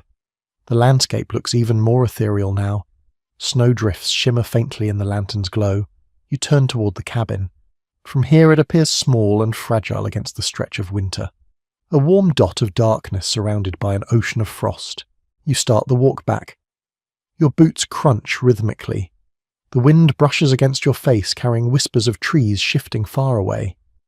You tilt your head and listen. Sometimes the wind mimics voices or distant footsteps. Many settlers noted this eerie effect, describing how nighttime air vibrated in unexpected ways. Some felt comforted, believing the sounds were simply the world settling. Others felt uneasy, guessing the noise signaled approaching storms. Your footsteps quicken. You reach the door and lift the latch again with careful hands. The warmth inside meets you the moment you step through, though it feels faint compared to the biting cold outside. You close the door firmly and rub your arms, letting your body thaw slowly. The dog stirs. Someone in the bed shifts. The fire glows quietly in the hearth, still alive. You move toward it, warming your hands briefly before slipping back into the bed. The quilts rise to your chin. Your body remembers the cold, but also remembers the warmth waiting beneath the layers. As you settle again, the night resumes its rhythm. Your turn is finished. Someone else will rise later. You exhale softly and let your breath blend with the quiet hum of the cabin. The wind outside carries on, but inside your little world, warmth gathers once more around you. You ease back beneath the quilts, letting the warmth reclaim you after the brutal cold outside. Your body hums softly as sensation returns to your fingers and toes. The fire glows gently, the coals pulsing in a slow rhythm. You lie still and pay attention to the smallest details around you. It is then that you notice the faint glimmer at the edge of the quilt near your shoulder. You lift the corner slightly and see it tiny crystals sparkling like dusted sugar, clinging to the fabric in delicate constellations. Frost formed from your own breath, settling and freezing on contact. This small shimmering line feels beautiful in a strange way. Frontier journals often describe waking to such thin rims of frost on quilt edges, windowsills, and even the tips of mustaches. The cold air inside a winter cabin made every breath visible and every exhale a sculpture of ice. You watch your next breath rise in a soft cloud drifting upward until it gathers briefly near the rafters. You pull the buffalo robe closer. Its thickness traps heat quickly. But this time you pay attention to the other sensations, the cold seeping through the mattress beneath you, the sharp draft brushing your cheek from a crack in the wall, and the quiet hiss of wind slipping along the roof. Every sensory detail reminds you that warmth in this space exists in fragile layers, not in abundance. You adjust your shoulders beneath the robe and glance around the dim cabin. The walls capture faint silver reflections from the frost on the windows. You can see the breath of the dog curled in its cradle rising in tiny puffs. In the far corner, a faint shimmer on a wooden beam reveals a patch of ice that has crept inward during the coldest hours. Such intrusions were common. Families sometimes woke to find their water buckets crusted with ice, their bread hardened into cold slabs, or their beards frozen to their blankets. You move slightly and the frost on your quilt cracks in thin, delicate lines. The sound is almost like the faintest whisper. You run a finger along the frozen edge. It feels brittle like powdered glass. You brush it away gently, and tiny flakes fall into the darkness. You're struck by how such a beautiful detail could coexist with such harsh discomfort. Your breath deepens and you become aware of how the cold changes the way your body feels. Your lungs expand more cautiously. Your muscles stay slightly tensed as if bracing. Winter sleep in the Old West was not the loose, sprawling sleep of warm seasons. It was tight, curled, protective. People instinctively kept themselves small to preserve heat. You shift into a curled position now, tucking your knees closer, feeling the warmth grow more concentrated near your core. A low creak comes from the rafters above you. It sounds almost like a long sigh. The wooden beams expand and contract with every temperature shift, and the sound can feel strangely alive. You listen as a soft patter follows, snowflakes falling through minute gaps or brushing the roof as the wind shifts. Settlers described hearing these delicate noises at night and taking comfort in them. They were reminders that storms moved, drifted, and changed, even if the cold remained constant. You glance toward the window. Frost flowers bloom across its surface, branching in elegant patterns. You rise just enough to look closer. The designs resemble feathers, ferns, and twisting vines. This natural artwork forms silently overnight, shaped by the humidity of breath, the cold air outside, and the warmth rising from the fire. You place your hand an inch from the pane. The cold radiating from it feels intense, almost like standing beside a frozen lake at night. You imagine a child waking to these patterns and tracing them with a fingertip before a fire was lit. You shift your weight again and hear another sound. The faint snap of hair stiffened with cold. It surprises you how easily winter touches everything, even your own body. Some families wrote of children waking with frost on their eyebrows, or strands of hair frozen lightly to the edge of a quilt. You rub your temple and imagine such mornings. As you settle back down, you sense something else, the subtle smell of cold. It is not a scent most people think of today, but here it has a distinct presence, crisp metallic with a hint of dampness. The cold carries aromas differently. Wood smoke becomes sharper, wool smells earthier, even your breath feels tinged with something bright and icy. Your thoughts drift briefly to old discussions among researchers about whether frontier cabins could truly trap warmth effectively. Some argued that with heavy quilts, steady fires, and layered clothing, people slept warmly enough. Others insisted that frost inside the cabin was proof of constant exposure to cold. As you lie here now, feeling both the tight warmth under your covers and the biting chill whispering across your forehead, you understand why such debates endure.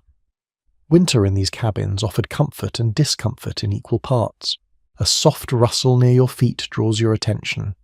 The dog shifts, curling more tightly into its little nest. Its fur catches faint bits of frost from the air. You reach down and gently brush your hand across its back. The warmth beneath its fur radiates up your arm. For a moment, you feel deeply connected to every creature sharing the room. All of you breathing, generating heat, contributing to the fragile climate of the cabin. Then the frost catches your eye again. A faint glimmer at the seam of the quilt. You reach for it, feeling its delicate texture crumble under your fingertip. It reminds you how thin the barrier is between warmth and cold, how every exhale becomes part of the environment, how winter enters without asking permission. You close your eyes once more. The frost remains near your cheek. The cold brushes your skin lightly. The quilts weigh down gently on your chest. You inhale deeply. The air feels sharp but manageable. The cabin creaks, the wind hums, and the frost grows in tiny shifting patterns. You let these sensations wrap around you, settling deeper into the quiet, glittering world of a frontier night, where even the smallest breath shapes the winter landscape inside your home. You rest quietly beneath the quilts for a few breaths longer, letting the frost settle on the fabric while the fire whispers behind you. The warmth under the buffalo robe begins to grow steady again, but your mind drifts toward another part of frontier winter life that stirred the cabin at unexpected hours. Guests, travelers, neighbors who arrived without warning because the cold outside left them no other choice. In the Old West, hospitality was not an option. It was survival itself. You push the heavy layers away and sit up slowly. The room is dim, lit only by the faint glow of embers and a thin trace of moonlight seeping through the frosted window. You imagine a knock at the door right now, a tired hand, perhaps trembling from exhaustion, striking the wood softly. The idea fills the cabin almost instantly. You rise and step toward the door as if answering such a call. You pause, hand over the latch. You picture a weary figure standing outside, clothes dusted with snow breath hanging in the air like smoke. Maybe a ranch hand who misjudged the storm. Maybe a family friend returning late from town. Maybe even a stranger whose horse faltered on the trail. Diaries from the era often mention that anyone caught in a winter storm could not be turned away. To refuse warmth was to risk a death on your conscience. That belief shaped the unwritten rules of night hospitality. You open the door slightly, just enough to let the imagined guest inside. You see them lower their head, brushing snow from their shoulders, stomping their boots to shake off the cold. You feel the gust of icy air swirl into the cabin, pushing against your ankles like an unwelcome spirit. You close the door quickly and guide them toward the fire. The warmth envelops them slowly the way it did for you earlier. You can almost hear the sigh of relief they release as their fingers thaw. You gesture toward the bed or the bench near the hearth. Space is tight, but winter generosity was never measured in square inches. People made room because the cold demanded it. You adjust blankets, pull quilts aside, and arrange buffalo hides so the newcomer can settle. The dog in the cradle lifts its head, sniffing the new scent in the room, then puts its head back down as if accepting the arrival without question. You step back for a moment, watching how the visitor warms their hands over the hearth. Their breath forms pale clouds that drift toward the ceiling before fading. You sense how deeply winter exhaustion settles into a person. Frozen fingers, stiff clothes, heavy limbs, even their voice might come out roughened by cold. You picture them asking quietly whether they can sleep here for the night, and you hear yourself answering with a simple yes. You return to the bed, making a space at one side. Frontier families often slept shoulder to shoulder when guests arrived. This practice appears frequently in handwritten letters from the time. One writer joked that winter forced everyone into the same nest, whether they liked each other or not. Yet beneath the humour lies a real truth. Body heat shared in a small cabin meant survival. You lift a corner of the robe and gesture for the traveller to join. They remove their stiff coat, brushing frost from the collar. They lower themselves carefully onto the straw, tick wincing, when a stray stalk pokes them through the fabric. You hand them an extra quilt, rough but warm. Their fingers tremble slightly as they pull it close. You feel the bed shift beneath you, the straw crunching softly as weight redistributes. You lie back and let the warmth of the room rise slowly. The new presence changes the atmosphere subtly. More heat, more breath, more life. It becomes easier to ignore the cold pressing against the walls. Your mind drifts to one of the smaller accounts preserved from a homestead in Wyoming. The writer described how during a fierce storm 12 people shared a single room for 2 full nights. Some slept upright in chairs, some lay on the floor near the hearth, others squeezed into the bed so tightly that turning over required cooperation. She laughed about it in her letter, but she also noted how the shared warmth made the nights bearable. You think of her now and smile softly at the thought.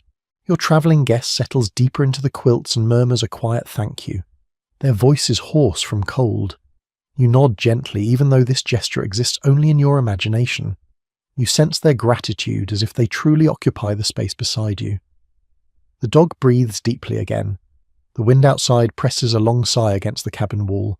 A small memory from local folklore drifts into your thoughts. In some regions, people believed that unexpected guests on winter nights brought luck. They said a warm hearth and a shared blanket pleased whatever spirits watched the frontier. Whether the idea sprang from kindness or superstition, it encouraged generosity. You glance toward the window, half expecting to see the frost patterns shift in silent approval. You feel the warmth of the robed traveller close to you, and the shared presence makes the cold seem less threatening. You think of the unwritten etiquette that shaped these encounters. Guests removed their boots but kept their socks, and sometimes their coats. They spoke softly, so as not to wake the house. In return, hosts offered broth, a warm corner near the fire, or a place under a heavy hide.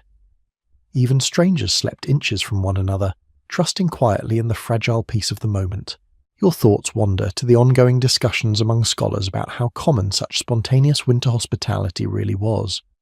Some researchers believe it happened frequently, especially in remote areas where survival needs overpowered social boundaries. Others suggest that hospitality varied widely depending on local customs, resources, and trust levels. As you lie here now with your imagined guest warming beneath the quilts, You sense how necessity erased hesitation. When life outside the door froze in place, the cabin became a refuge for anyone who reached it. You shift slightly, creating a small pocket of heat under your shoulder. The bed creaks softly. The traveller moves too, adjusting their weight, creating a new sound that blends into the quiet night. You realise that even someone's breathing becomes part of the soundscape of winter hospitality. You hear their steady inhales mixing with your own. You feel the subtle warmth radiating from their body. You sense the gratitude settling in the air like a faint glow. The dog curls closer to your feet. Its warmth spreads like a slow-blooming ember. You tug the quilts a little higher and let the combined heat settle around your chest. Outside, the wind resumes brushing lightly at the wooden walls. The cabin groans in response, but the presence of another human body shifts the balance inside. You feel less alone, more anchored, more connected to the long, unbroken chain of people who once opened their doors to travellers on frozen nights. You close your eyes. The frost glimmers faintly at your shoulder. The fire hums. The traveller breathes quietly beside you. The dog shifts again. Winter for a moment rests at the threshold instead of entering, and you return to sleep warmed by the gentle, fragile gift of shared company. You lie quietly, the warmth of shared company still lingering in the air.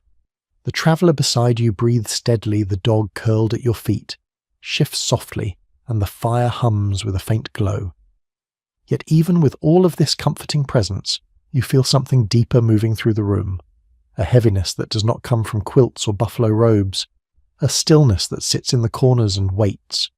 You sense it now, the atmosphere frontier families often described as winter's long shadow settling across the mind. You adjust your position, careful not to disturb anyone. The straw mattress rustles under you. You inhale slowly, letting the cold edge of the room fill your lungs. In a moment like this, when the night grows deeper and each breath feels weightier, you begin to understand how the relentless winter shaped the emotions of people who lived inside these cabins. You look toward the window where frost spreads like quiet vines across the glass. The patterns have thickened again. Moonlight filters faintly through them, illuminating the room with a metallic sheen. It is beautiful, but it also creates a sense of isolation. Everything outside is cold, silent, and distant. Even the nearest neighbour might be miles away. You wrap your coat tighter around your chest, acknowledging the quiet truth that winter nights often brought a swirl of emotions no one openly spoke about. A memory from handwritten frontier letters rises gently in your mind. Settlers described how the long darkness and unending cold made time feel heavy. Daylight was brief and sometimes grey. Nights stretched endlessly with only chores and quiet breathing to mark the hours. You feel that now. The night lies thick against the cabin walls as though hours are moving through molasses. You wonder how many families once lay awake like this, thinking of spring of warmth, of green plains they could barely remember under the weight of snow. You shift your head slightly on the pillow and listen to the fire. The faint crackle offers a fragile reassurance. The warm corners of the cabin feel welcoming enough. Yet your thoughts drift beyond warmth into deeper territory. Winter was not only physically exhausting, it pressed on the mind. Families lived in tight quarters for months, unable to wander, far unable to work the land, unable to break the routine of survival. It was a season of necessary patience. You turn your gaze toward the traveller beside you. Their presence is comforting, yet you imagine the thoughts that may have followed them through the storm before arriving. Loneliness, worry, hope, fear of getting lost in the white silence outside. Being stuck in the open plains during winter nights created a kind of mental strain that crept slowly into a person's bones. You imagine how relieved they must feel now, surrounded by a warm hide and the faint smell of stew still lingering in the air. You rest your hand on your own chest, feeling the rise and fall of your breath. Each inhale reminds you that you are safe for now. Each exhale carries a sense of release. You let the patterns of breathing settle into a rhythm, though you can still sense the psychological weight of the long winter night. You recall an old farm journal where a homesteader wrote that winter felt like being pressed between thick pages of a book. Time seemed slower, emotions, heavier conversations, quieter. People found themselves thinking about things they rarely considered during the busy seasons, lost memories, old regrets, distant family unfulfilled dreams. Winter gave space for reflection, but also made the mind vulnerable. You feel the edges of that introspection now. The cabin creaks suddenly. a long, low sound that stretches through the rafters. You turn your head slightly. The noise echoes in the quiet. You listen closely. It is only the wood reacting to the cold, but in winter silence even familiar sounds carry emotional weight. Some frontier families believed that the house itself reacted to their moods. If someone felt anxious, the cabin seemed to groan more loudly. If the family laughed during the evening, the wind outside seemed less harsh. You smile faintly at the memory of such simple superstitions, yet you feel a small warmth in how these beliefs made cold nights less lonely. You shift again beneath the buffalo robe. The weight presses against your chest and hips, grounding you. You focus on the warmth seeping into your skin. The combination of hide quilt's clothing and shared body heat creates a sense of shelter that no words can fully capture. Yet even this comfort cannot entirely erase the psychological demands of winter. You lift your eyes to the ceiling. The darkness up there feels deeper than anywhere else in the room. You imagine the thoughts that rose in the minds of children lying awake in the loft. Stories whispered to each other, questions about the world, worries about frost wolves, snowstorms, or the quiet strain on their parents' faces. Winter shaped children too. It created a landscape of imagination and apprehension. You try to picture their wide eyes watching frost thicken on the rafters. You listen carefully. The wind has softened again, replaced by a gentle hush outside. Sometimes settlers wrote that the quietest nights were the worst for their minds. Noise at least kept the cabin connected to the world. Silence amplified every thought. You feel that silence rising around you now, thick, heavy, patient. Yet it does not frighten you. It simply highlights the contrast between the outer world and the fragile warmth inside. You shift the quilt slightly, allowing a bit of cool air to brush your arm. The sensation is sharp but manageable. It reminds you of how thin the line is between comfort and discomfort in this place. Winter's hold is always present, even in small touches. Then a softer memory enters the cabin, one that floats gently across your thoughts.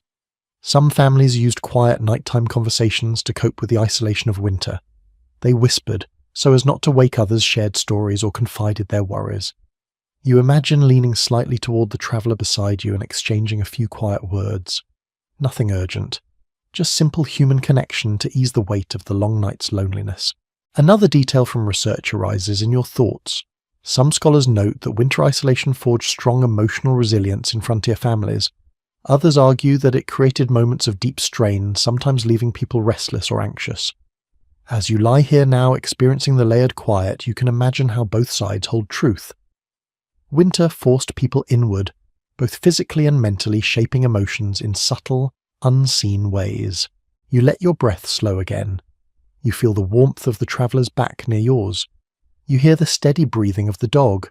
You sense the faint glowing comfort of the fire. Little by little, the emotional weight softens. The cabin feels smaller but safer. The frost seems less intrusive. The night seems a shade less heavy. You pull the buffalo robe slightly higher, nestling deeper into the warm shadows of the room. You let the thoughts of winter's psychological weight drift like slow snowflakes, settling gently until they dissolve into quiet stillness. Inside this fragile shelter of wood and warmth, you close your eyes once more, letting the night carry you toward a softer moment of rest. You rest in the quiet, letting the heaviness of winter nights settle around you like another thick blanket. The fire glows in a faint cradle of red, offering just enough warmth to keep the room from sinking into complete frost. As you inhale, the air feels dry and cold in your throat. You exhale, and your breath drifts upward like a small cloud. Your body longs for deeper sleep, yet your mind drifts toward the objects tucked along the shelf near the hearth. Jars, pouches, small bundles of herbs, and a squat tin cup stained by countless brews. These are the quiet remedies of winter nights, the mixtures people leaned on when cold made their bones ache, or when sleep struggled to come. You shift beneath the quilts and finally rise careful not to wake the traveller beside you. You pad across the floor, your socks brushing gently against rough boards. The fire gives off a soft crackle as you approach. On the small shelf above the hearth sit the simple tools of frontier nighttime comfort. A bit of dried mint, a pinch of willow bark, some grains of coarse sugar from the last summer's supplies. These items were never luxuries. They were survival companions. You take the tin cup into your hands. It feels cool at first, then warms slowly with your touch. You set it near the glowing coals and pour a bit of water from the kettle that rests beside the hearth. The water gives off thin tendrils of steam. You add dried mint leaves to the cup, letting them unfurl in the heat. This simple drink was one of the most common calming remedies on winter nights. Many families wrote that mint tea soothed the stomach, eased tension, and helped them drift back to rest after tending the fire or checking the animals. You lift the cup to your nose. The scent is soft but bright, a refreshing contrast to the heavy smell of smoke lingering in the cabin. You sip slowly, letting the warmth spread through your chest. The effect is gentle, but you feel your shoulders loosen. A faint calm settles in your body. You glance along the shelf again and notice small bundles of dried herbs tied with twine. One smells of chamomile, another of spruce tips. A curious one carries the sharp scent of cloves. A few diaries from frontier families mention that cloves steeped in hot water helped clear the sinuses when the cold made breathing feel tight. You take one cluster in your hand, feeling its crisp, brittle leaves break softly under your fingertips. It seems almost miraculous that these plants gathered months earlier could bring comfort in the dead of winter. You notice a jar containing dark, thick liquid. It is honey, though hardened by the cold. Frontier households valued honey not just as food, but as a soothing balm for sore throats. You open the jar carefully. The honey inside shines faintly in the firelight. You scrape a small amount onto your fingertip and taste it. Sweet, slightly grainy, comforting. The flavour lingers in your mouth, offering warmth in a way different from heat alone. Nearby, a small cloth pouch rests on the corner of the shelf. You untie it gently and discover dried willow bark chips inside. They have a light woody scent. Old homesteaders often made decoctions from willow bark to ease aches and fevers. You close the pouch again, imagining a parent stirring such a mixture late at night for a child shivering under quilts, or an exhausted ranch hand nursing sore muscles after a day spent chopping frozen logs. Your gaze drifts toward a stone mortar on the table. Bits of dried herbs cling to its inner surface. You run a finger along the rough bowl. Someone ground herbs here earlier in the season, preparing small stores of powders and teas. Such small acts were part of winter readiness. They gave families tools to handle the aches, chills, and weariness that came with long nights. You return to your cup and take another sip. The warmth spreads through your throat and down your spine. You exhale slowly, feeling the steam warm your face before it fades into the room. A gentle ease begins to settle over you, and you understand why these simple remedies became beloved parts of nightly rituals. You turn your attention to a strange little object at the edge of the shelf, a lump of darkened resin wrapped in cloth. You recognize it from scattered frontier anecdotes. Some families use spruce resin as a kind of nighttime tonic, chewing small pieces to ease chest discomfort or to help clear the throat. You unwrap it slightly and smell it. The scent is sharp and piney, carrying a hint of sweetness. You wrap it again and place it gently on the shelf. A faint memory from one traveller's journal drifts into your thoughts. He described families adding a pinch of cinnamon or nutmeg to hot water for warmth and comfort. Spices were rare and treasured, often saved for special winter nights. You imagine sprinkling just a hint of spice into your cup and savouring the luxurious aroma. As you sip the last of your tea, you become aware of a deeper stillness settling in your mind. The remedies are not strong enough to banish the cold or silence the wind, but they create a small island of comfort inside the larger world of winter hardship. You place the empty cup back on the table. The quiet glow of the embers reflects inside it, giving the cup a warm halo. You let your thoughts wander to how different families must have relied on their local plants for comfort. Some used elderberry for colds. Others steeped juniper berries in hot water to soothe the nerves. Some even believed that drinking certain broths before sleep could ward off troubling dreams. Scholars sometimes discuss whether these remedies truly offered medical benefits, or whether their comfort came mostly from ritual and warmth. Others argue that many of these plants genuinely ease symptoms, especially when no other medicine was available. As you stand here in the glow of the fire, sipping the last memory of mint from your lips, you sense how truth likely sits between both views. Warm tea and gentle ritual heal something far deeper than just the body. The fire crackles softly, reminding you that the night remains cold. You tighten your coat and return to the bed. The traveller shifts slightly but remains asleep. You slip beneath the buffalo robe once more, your body relaxing instantly into the warmth. The faint sweetness of honey still lingers on your tongue. The warmth of tea rests in your chest. The room feels softer, quieter, almost tender. You close your eyes and let the comfort of these simple remedies pull you gently toward rest again. You settle deeper into the quilts, letting the last traces of mint and honey warmth drift through your chest. The cabin feels still again, but the quiet brings another awareness to the surface. In the Old West, winter nights were not only a battle against cold and exhaustion, they were also moments when illness or injury could turn a simple evening into a fearful vigil. You feel that truth now as you shift your weight, and imagine the unease that once crept through families whenever someone coughed too harshly or shivered too deeply in the dark. You lift your head slightly and listen. The traveller beside you breathes steadily. The dog's soft huffs blend with the low hum of the fire. But your thoughts drift toward a time when those sounds carried different meanings. A rattling breath, a persistent cough, the feverish tossing of a child. Winter amplified every symptom. Illness lingered longer, struck harder, and frightened the entire household. You sit up, pulling the buffalo robe around your shoulders as you move quietly toward the table where the small remedies still rest. You run your thumb along the rim of the tin cup. A thin coldness pulses through the metal. In the faint glow of the embers, the shelf with herbs and small jars looks almost like a fragile arsenal against winter's harsher threats. You think of the dryness in your own throat and imagine how it would feel if a true fever set in. Many frontier families feared winter fevers because they often appeared suddenly, leaving the sick person weak within hours.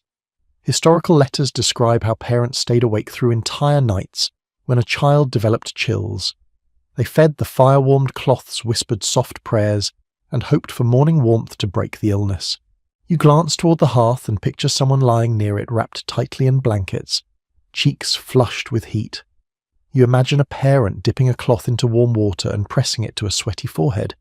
You see a sibling sitting close by, fanning the air, gently trying to soothe the feverish sleeper. Illness was not just a physical struggle. It demanded emotional strength from everyone in the cabin. You notice a small jar on the shelf filled with dried berries. You lift it gently.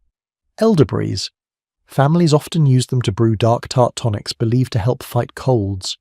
You twist the lid and smell the faint sweetness. The aroma carries memory. Someone gathered these berries months ago, preparing for nights exactly like this. You return the jar and pick up a cloth bundle tied with twine. Inside, dried yarrow leaves rustle softly. Some settlers believed yarrow tea helped break fevers or settle restless sleep. You hold the bundle to your nose. The scent is earthy and slightly bitter. You imagine the faint steam rising from a cup drifting through the dim room as a desperate family tried anything to help a sick relative breathe easier. A faint sound pulls your attention back toward the bed. A soft cough. Not from illness, just sleep shifting. But it reminds you of the deeper fear that once accompanies such sounds. Winter nights magnified every noise. A single cough might trigger hours of worry. Fever could escalate quickly in the cold, turning a chilled sleeper into a delirious one. You picture the pale face of someone burning with fever, their eyes half open, their breath ragged. You step quietly toward the hearth and crouch near the coals. Their warmth blooms across your cheeks. Frontier families knew that the sick often needed heat more urgently than anyone else. They placed feverish sleepers closest to the fire even if it meant others slept colder. The uneven warmth created a strange pattern across the cabin. Hot near the flames, cold near the walls. But the sick person mattered most. You stare into the embers now and imagine how families monitored every detail, the speed of a pulse, the dryness of lips, the brightness of eyes. They had no thermometers, no modern medicine, only experience, instinct, and hope. You return to the bed and sit gently, letting the quilt shift beneath your weight. The traveller still sleeps there, breathing steady, but your imagination continues to drift through the memories of frontier nights. Some letters describe how families used warm stones wrapped in cloth to soothe stomachaches or ease shivering. Others mention gently rubbing the back of a feverish child with evergreen salve. A few even speak of heating bricks, placing them beneath quilts, and rotating them throughout the night to maintain warmth around the sick. You lean back into the bedding and feel a wave of empathy wash over you. You picture the worry in a parent's tired eyes as they listen to their child whisper in a fever dream. You imagine the exhausted relief when the fever finally breaks, leaving the sleeper damp with sweat but breathing peacefully. A thought rises quietly in your mind. Some researchers today suggest that winter illness bonded families more deeply. Long nights spent nursing a sick relative created moments of intense closeness. But others point out the emotional strain that came with watching helplessly when remedies failed. Both perspectives feel true as you lie here imagining the fragile balance between fear and hope inside a humble cabin. You curl your knees slightly under the buffalo robe, the weight settles across your chest, the fire glows faintly, and you feel the warmth spread into your cold fingertips. Illness in winter was a constant shadow, one that families learned to face with steady hands and quiet courage. You let those thoughts soften. The room feels safe for now. The traveller breathes easily. The dog stirs with a soft sigh. You allow yourself to relax again, wrapping your arms under the quilts. In the silence that follows, you understand how precious each peaceful breath must have felt to those who survived long winter sicknesses. You breathe more deeply, letting the steady rhythm calm your mind. And slowly, gently, you drift back into the quiet watchfulness of a long frontier night. You lie still for a moment longer, letting your breath return to an easy rhythm after thinking about illness and long winter vigils. The quilts feel warm again, and the firelight glimmers softly on the rough beams above you. But as your thoughts settle, another presence rises quietly in your mind, something older than the cabins, older than the towns, older even than the frontier itself. You feel it in the hush of the wind, in the frost patterns across the window, in the deep calm of the night. You sense the long legacy of indigenous knowledge that shaped winter survival in this land long before settlers built their first shelters. You sit up gently, careful not to disturb the traveller beside you. The buffalo robe slips from your shoulders with a heavy sigh. You walk toward the hearth and sit near the warm coals. Your hands hover above them, soaking in heat, as you reflect on how much of what frontier families learned about surviving brutal winters came from indigenous peoples who had mastered these landscapes for countless generations. You look at the buffalo robe draped across the bed. Its thick fur, its insulating heft, its ability to hold warmth even when damp. This robe is not merely an object of frontier life. It reflects centuries of experience among plains tribes who understood the buffalo intimately. One well-known set of oral traditions describes how winter shelters were lined with hides layered in specific ways to trap heat. Settlers adopted these practices quickly, often, without fully realizing the depth of knowledge behind them. You run your hand across the robe and feel its dense underfur. You imagine indigenous hunters tanning hides beside fire pits, their hands skilled from years of preparing winter bedding and clothing. Settlers' journals quietly admit that they learned how to prepare hides by observing native methods: scraping, smoking, softening, preserving. You picture these steps unfolding under open winter skies. Your gaze drifts toward the simple log walls of the cabin, gaps patched with mud and straw, logs stacked without much polish. You think of more sophisticated winter structures built by indigenous groups across North America. Earth lodges insulated so efficiently that they stayed warm with minimal fire. Snow shelters capable of holding heat by design alone. Bark-covered winter houses whose craftsmanship settlers admired in their diaries. One recorded observation speaks of a winter dwelling, holding warmth with surprising ease while a nearby settler cabin froze along its walls. You draw your knees closer and let the warmth creep into your legs. The faint herbal scent of dried sage still lingers in the air from the earlier pot of tea. Indigenous peoples taught settlers which plants could soothe chills, which roots warmed the body, which teas restored breath. You reach for the herb bundle hanging from the rafter. When you pinch one dry leaf, it crumbles between your fingers. The smell that rises is sharp, clean, and ancient. You return the herb to its bundle and think of how these plants were once gathered with precision and gratitude. Families followed seasonal patterns, harvesting what they needed in ways that ensured the plants grew back. Many settlers learned these practices through quiet observation or through small lessons passed between neighbours. It strikes you now how much of winter endurance came from this quiet exchange of knowledge. You shift your attention to the fire. Its glow flickers, sending shadows trembling across the logs.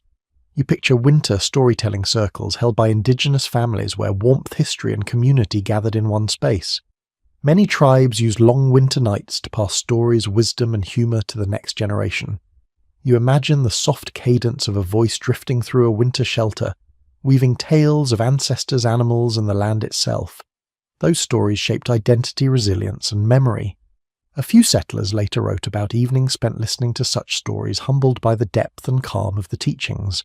You lean closer to the fire and feel your chest loosen. The idea of winter storytelling feels deeply comforting. You imagine how these moments eased loneliness, and kept mind steady during the endless cold. You rise and walk slowly toward the window. Frost blossoms across the glass and catches silver traces of moonlight.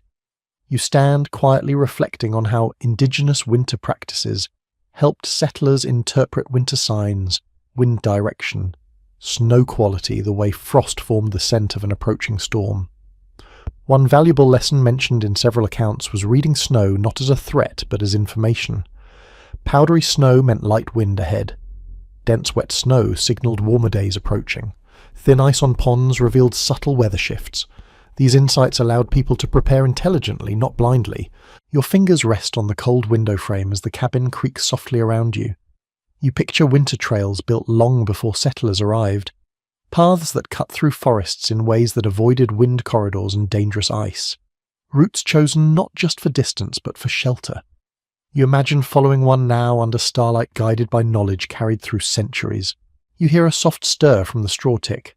The traveller shifts in their sleep. You let the quiet settle again. Another small detail from historical studies surfaces in your thoughts, the use of layered sleeping positions inspired partly by indigenous winter lodges. On the coldest nights, people slept close together in shallow arcs, allowing warm air to circulate more effectively and reducing drafts.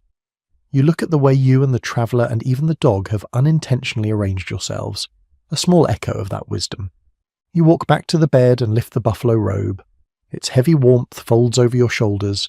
The fire hums behind you, steady and alive. You slip beneath the quilts again and position yourself comfortably. As you settle, your thoughts drift softly across the layers of winter knowledge woven into this night.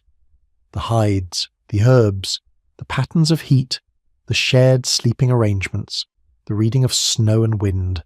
Some researchers today point out that settler survival often depended on absorbing indigenous teachings, even when they did not acknowledge the source.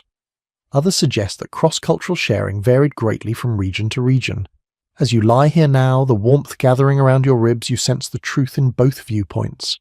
Knowledge flowed where people lived close to one another, and the winter itself made such learning essential. You let your breath slow. The frost at your shoulder glimmers faintly. The dog naps quietly. The traveller's warmth brushes against your back. You close your eyes and let the room embrace you, carrying with it echoes of wisdom, older than the cabin, older than the frontier, older than the road that brought you here. You drift into rest, warmed by both the fire and the ancient guidance woven invisibly through the long frozen night. You lie quietly beneath the buffalo robe, letting the warmth soak slowly back into your arms and legs. The fire whispers its soft rhythm behind you, and for a moment everything feels hushed. Then your thoughts drift toward the smallest sleepers in the cabin, the children, the ones who faced the same winter darkness but experienced it with a different kind of imagination, fear, curiosity, and resilience. You can almost sense their presence now, even if none are actually in the room. It is as if their stories linger in the air, shaped by generations of nights just like this one. You sit up slowly and look toward the loft ladder, its rungs polished smooth by countless small hands and feet. In many frontier cabins, children slept in the loft directly above the main room. It was warmer up there because heat naturally rose, gathering beneath the low ceiling. Settler accounts often mention that the loft became the coziest place in winter, even if the bedding was simple and the space cramped. You imagine climbing that ladder now, feeling the dry wood beneath your palms as the faint heat rises into your face. You take a slow breath and picture the loft as it must have looked on a winter night, a narrow space filled with patched quilts, threadbare burlap sacks stuffed with straw, and the tangled shapes of children curled together in sleep. You can almost hear the soft rustle of blankets and the occasional sleepy murmur drifting down into the cabin. Their dreams, their stories, their laughter from earlier in the evening seem to cling lightly to the rafters. You lie back again and think of how children endured these winters with a mixture of wonder and anxiety. Many old diaries contain scribbled remarks from young settlers who wrote by candlelight about the strangeness of long nights. They told of hearing the wind whistle through the cracks, imagining voices or creatures hidden in the storm.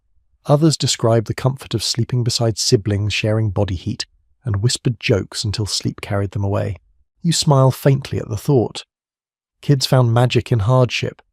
You imagine a child holding up a frost feather plucked from the window in the morning, marvelling at the delicate shape as if the winter had drawn artwork just for them. You imagine another child pressing their cold hands beneath a sibling's quilt with a mischievous grin provoking a giggle or a half-hearted scolding. Winter became a playground of sensations, even if those sensations included numb fingers and frozen toes. You shift the quilt and think of the kinds of stories children invented during these nights. They fill the darkness with adventures to distract themselves from fear. Tales of brave hunters wandering through snowdrifts taller than horses. Stories of animals that spoke in whispers. Imagined spirits who guarded cabins while families slept. Frontier letters from adults sometimes mention, overhearing these murmured stories drifting through the loft, soft threads of creativity weaving through the cold. You reach toward the nearby crate and find a roughly carved wooden toy lying there. Its edges are smooth from long use, maybe a small horse or a simple whistle. Children clung to these few belongings during winter months when outdoor play became nearly impossible. You run your thumb along the worn surface, sensing the comfort such small objects brought during long dark evenings. You picture a child lying awake listening to the hiss of wind against the logs. The sound might frighten them at first, but eventually they learned its patterns. They recognized when the storm shifted, or when the snow on the roof slid in a slow cascade. Some children even claimed they could tell the difference between gentle wind and dangerous wind, a skill learned simply by living close to nature's voice. You close your eyes and imagine a parent climbing the loft ladder, with a small candle cupped in their hand, checking on the sleeping children. The warm flicker lights faces curled against quilts. A sigh here, a frown there, a tiny hand escaping from under a blanket. These small moments filled winter nights with tenderness. Parents gently tucked the blankets higher, placed warm cloths on cold fingers, or whispered a soft lullaby before returning to the fire. You picture children waking in the early hours asking questions whispered into the dark. What makes the roof talk? Why does the wind cry?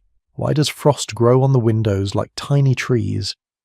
In reply, parents often gave answers shaped by both imagination and tradition. Some said the roof creaked because the trees used to build it remembered how to sway. Others said the wind called out to make sure everyone was safely inside. These comforting explanations softened fear into curiosity. You stretch your legs slightly beneath the quilts, imagining what it felt like to share a straw tick with siblings in winter. Bony elbows, cold feet, soft kicking under blankets, but also the security of shared warmth. The loft became a small universe where children created private kingdoms. They whispered secrets, held hands during storms, giggled when someone snored. It gave them comfort in the midst of harsh conditions. Mixed among the light-hearted memories were stories of discomfort too. Children woke with stiff joints from cold drafts. Their breath froze against blankets, just as yours did earlier. They sometimes shuddered from the chill before the fire was tended at dawn. Some complained about frost creeping onto their pillows. Others cried when icy air brushed their faces in the middle of the night. You imagine the slow tears of a child pulled from warm dreams by winter's sting. You open your eyes and look once more at the loft ladder. You imagine small feet climbing down before sunrise, stumbling sleepily toward the warm hearth. You see them curling beside the fire, rubbing their hands, waiting patiently for breakfast, while the adults tended the first chores of the morning. Researchers today discuss how winter shaped frontier childhood in distinctive ways. Some believe the long nights strengthened imagination and resilience. Others point out that the constant cold and cramped space created stress that children had to navigate through instinctive emotional strategies. As you lie here, imagining those small sleepers, you sense a blend of both. Hardship and creativity intertwined, forming impressions that stayed with children long into adulthood. The dog at your feet gives a gentle sigh, and the warmth from its body reminds you of how comforting shared presence feels. You pull the quilt higher and imagine drifting off beside a loft full of siblings, cousins, or neighbour children temporarily sheltering through a storm. The fire glows. Frost glimmers at the window, and you let your mind sink into the warmth of imagined whispers, giggles and soft breaths of frontier children asleep above you, wrapped in their own quiet dream worlds beneath the long winter night. You breathe slowly beneath the quilts, letting the warmth pool around your ribs, while the fire settles into another soft wave of red glow. The cabin, the loft, the imagined children. All of it feels wrapped in a hush thick enough to touch. But as your thoughts drift outward, you sense another kind of winter night entirely, one without the safety of familiar rafters or the warmth of shared beds. a place where sleep depended on strangers passing wagons, creaking floorboards, and hurried fires. You picture yourself moving through that landscape now where the Old West welcomed travellers into rough, drafty bunkhouses and stage stops, built more for endurance than comfort. You rise slowly from the bed, the buffalo robe sliding off your shoulders. You stand and take a few steady steps toward the door as if stepping into another world. When you open it in your imagination, the scene shifts. You're no longer in a private cabin. Instead, you push your way into a simple, loosely built structure along a frozen trail. The air inside holds the faint smell of horses, smoke-damp wool, and tired boots left too close to the fire. You close the door behind you and take in the room. A long wooden bench stretches along one side. A low fire crackles in a stone pit near the centre. Against the far wall, a row of narrow bunks lines the space, each one covered with thin blankets, some patched with old grain sacks. This is a stage stop, a place where travellers and mail carriers rested briefly before continuing their journey across unforgiving terrain. You walk forward, your boots crunching against a floor sprinkled with straw meant to soften steps and absorb melted snow. A few figures lie bundled under coarse wool blankets, their breaths rising in uneven rhythms. Others sit near the fire with slumped shoulders, warming stiff fingers after hours of cold exposure. You hear one whisper to another, their voices low and tired. You realise how fragile this sense of community feels. Everyone is here for warmth, and nothing more. You sit on the edge of an empty bunk and run your hand across its thin mattress. It feels lumpy, uneven, and cold to the touch. Many travellers describe these bunks as barely softer than sleeping on the ground. You lie back briefly and feel the cold bite into your shoulders. A moment later you rise again.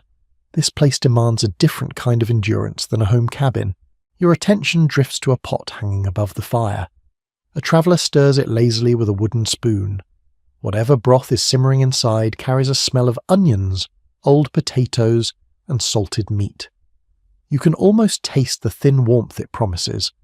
Many stage stops served simple food like this, enough to restore strength for another long journey, but never luxurious. You draw closer and feel the heat brush your cheeks. At a nearby table, a mail carrier rubs his hands vigorously, trying to thaw the stiffness out of them.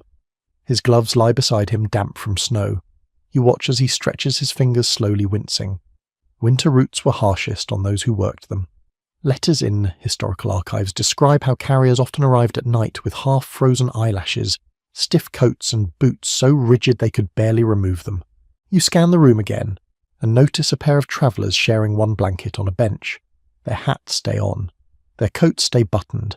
Even in sheltered places like these, undressing meant inviting the cold. Sleep came lightly in small pieces. Every shuffle of another person's boots, every gust of wind slipping under the poorly fitted door, every crack from the shrinking timber made sleepers shift, blink, and breathe more sharply. You imagine lying down in one of the bunks again. You adjust the thin blanket and feel the cold creep immediately through the fabric. You curl your knees to your chest, trying to trap whatever warmth your body can produce. The bunk above you creaks as someone shifts. Hay rustles. A low cough echoes from the far side of the room. You listen closely to each noise, understanding now why travellers often describe these nights as restless rather than restful. You turn toward the window. Frost creeps along its edges in jagged lines. Through the glass, you can barely make out shadowy shapes of the trail outside. A lantern swings gently in the wind, casting long trembling streaks of light across the frozen ground. Somewhere nearby, a horse snorts softly, its breath rising in pale plumes. Not far from the door, spare saddles and gear lie piled together. Everything here looks worn, practical, and bedraggled by winter's insistence. A faint smell of leather and cold metal fills the air. You lift one saddle blanket. It is stiff and cold, carrying the scent of sweat and frost. Travellers sometimes used whatever extra fabric they could find to boost their bedding-slipping saddle blankets beneath thin quilts to keep icy drafts from rising through the bunk slats. You walk back toward the fire. A man sleeping on the floor shifts his position. His coat has been folded under his head as a pillow. You kneel near him for a moment. His breath fogs lightly in the air with each exhale. It is a reminder that even indoors the cold remains a constant presence. The firelight casts moving shadows across his face, softening the strain that winter travel carved into his features. A long silence follows. It is the kind of silence that fills places where strangers sleep side by side, bound only by the need for warmth. You feel the weight of that quiet. It carries fatigue, gratitude, and an unspoken agreement to rest without question. Your thoughts drift to accounts written by travellers who passed through similar stops. Some recalled the comfort of shared space. Others complained about drafts snoring lice, or the smell of wet boots steaming by the fire. Researchers today still debate whether stage stop sleep offered genuine security, or simply the illusion of it. But as you stand here now watching rising steam from the pot, and hearing the crackle of fire mingling with the slow breathing of weary travellers, you feel something tender in the roughness. These nights created small islands of safety across the vast frontier. You take one last look around the room. The bunks sag slightly. The fire flickers unevenly. The draft under the door chills your ankles. Yet warmth gathers slowly in the space shared by tired bodies, shared by necessity, shared by chance. You imagine lying down once more, curling beneath a thin blanket while another traveller sleeps just inches away. You let the distant wind howl outside, you let the fire whisper, and you let yourself drift into the fragile rest that stage stop nights once offered to anyone wandering through the frozen west. You return to the warmth of the quilts in your mind, letting the stage stop fade away like a distant flicker. The fire hums softly beside you, but your thoughts now drift far beyond the cabin walls. They travel into the open night over frozen plains and silent foothills to places where there were no cabins, no bunks, no shared shelters. Only stars, snow wind, and a bedroll laid directly upon the cold earth. You feel yourself pulled into that world where cowboys, trappers, hunters, and long-distance riders slept under vast winter skies with nothing more than skill and instinct to protect them. You rise quietly, letting the buffalo robe slip from your shoulders. The cabin walls dissolve in your imagination, replaced by the raw openness of the frontier. The cold strikes at you instantly, not the gentle seep of a draft, but the full blunt force of a night without shelter. Your breath hangs in the air like a small cloud. Above you stretches an endless canopy of stars. Their brightness sharpens the snowy ground until everything glows with a faint silver sheen. You look around. A small campfire crackles nearby. Its flame is low-controlled, meant to conserve precious fuel. People who slept outdoors in winter knew that firewood was a treasure. They gathered twisted branches, dried grass, deadfall from cottonwoods, any scrap they could find. You crouch near the flame and hold your hands above it. The heat rises thin but steady. The ground beneath you feels hard, packed with frost. You draw closer to the bedroll spread near the fire. It is made of canvas wool, and whatever extra layers could be scavenged. Cowboys often referred to these rolls as their travelling homes. You run your hand along the canvas. It is rough, cracked in places, and stiff from cold nights. Inside lies a wool blanket and possibly an old coat laid flat for insulation. It is shockingly simple. You imagine unrolling it under a winter sky, feeling how the cold immediately begins sneaking through the fabric. You lower yourself slowly onto the bedroll, testing its feel. The cold rushes upward through the layers, clamping down on your back like an icy hand. You exhale sharply. This was the reality for those who travelled miles of open country with no shelter other than their own gear. Sleep came only when the fire burned bright enough, and the bedroll trapped enough heat to give the body a fragile edge against the cold. A faint crunch of snow nearby makes you turn your head. A horse stands tethered a short distance away, its breath rising in thick plumes. The animal shifts its weight hooves, grinding softly against frost. Cowboys often slept near their horses for safety, warmth, and companionship. A horse could sense danger faster than a human. It could warn of wolves, strangers, or shifting storms. You watch the horse now, noting the subtle twitch of its ears as it listens to the night. You settle back onto the bedroll and pull an imagined wool blanket over your chest. The material is coarse, scratchy, and heavy with cold. You curl your knees, trying to trap warmth just as countless riders once did. You feel every lump beneath you. Roots, rocks, frozen soil. A cowboy's body learned to accept this discomfort as part of the journey. You glance upward. The night sky is breathtaking. Stars glisten with icy brilliance. The moon hangs low, washing the world in pale light. You see your own breath rising toward it before fading. The silence out here is both beautiful and unsettling. The absence of walls makes the cold feel larger, more alert, as if it watches you breathe. You turn your head toward the fire again. The flames flicker, casting orange shadows along the snow. You toss a small branch into the fire. Sparks leap upward, dancing into the dark. Cowboys developed the skill of tending fires half asleep. They shifted logs, added scraps of wood, and stirred embers with muscle memory. The fire had to be kept alive or the night became dangerous. Your thoughts drift to trappers who slept in crude camps deep in the mountains. They laid furs beneath them, wrapped themselves in thick pelts, and slept with knives or rifles across their chests. Their journals describe nights so cold that even the snow seemed to groan under its own weight. You imagine lying among piles of fur, the smell of animal hides mingling with the smoke of a small fire. A distant cry echoes across the plains. Coyotes! Their high-pitched calls thread through the darkness. You listen closely, sensing how people who slept outdoors learned to interpret the calls. A short chorus meant playful scavenging. A long, wavering cry suggested coordination or hunger. You feel your muscles tighten instinctively, understanding how the sound could unsettle even seasoned travelers. You pull the blanket tighter and feel your toes grow numb. You curl them inside your socks. A trick used by riders comes to mind. Some slept with their boots tucked inside the bedroll to keep the leather flexible. Others wrapped their feet in spare bandanas or cloth to preserve warmth. You do the same in your imagination, adjusting the blanket and tucking your boots under your legs. A gust of wind sweeps across the camp. It brushes your cheek and sends a shiver through your shoulders. You press closer to the fire. The flames bend sideways, their light rippling across the snow. Wind shaped every outdoor sleep. It could erase tracks, shift drifts, mask footsteps, or amplify distant noises. You hear it now, weaving through the sagebrush like a restless whisper. You lift your hand toward the sky again. The cold air prickles your skin. Your breath slows, falling into a rhythm shaped by the stillness. You understand why riders often woke many times each night. The cold forced them to turn, adjust, and warm their fingers. The fire needed tending. The horse needed watching. Sleep came in pieces, not in long stretches. You let your head sink into the makeshift pillow. It is nothing more than a rolled coat, hard, lumpy, and cold. But after miles of travel, it offered enough comfort to ease a tired body into rest. You feel the weight of exhaustion grow heavier around your shoulders. Even exposed to the freezing night, the body eventually surrendered to sleep out of pure necessity. A faint memory from a trail diary rises gently in your thoughts. A rider wrote that winter sleep outdoors felt like drifting between two worlds, one filled with stars and silence, the other filled with the instinct to survive until dawn. You sense that now, as your eyes drift halfway closed. Then another detail surfaces from historical debate.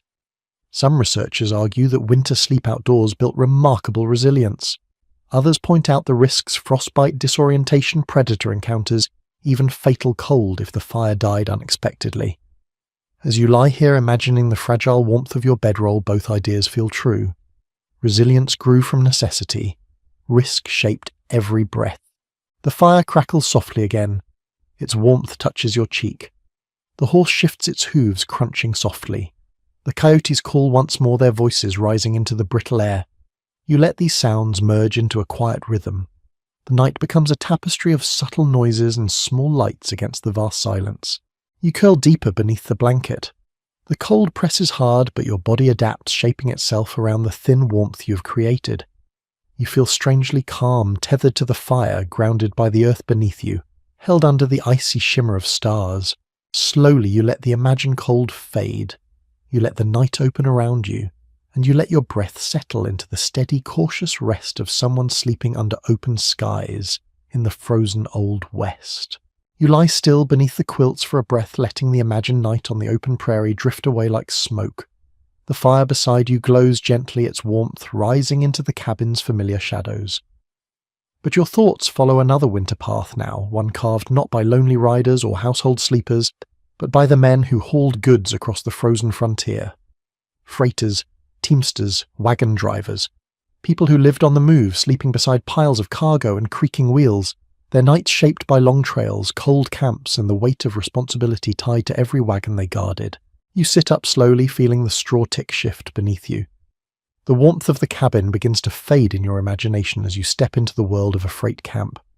The wooden walls dissolve, replaced by a wide frozen plain lined with wagon tracks hard as stone.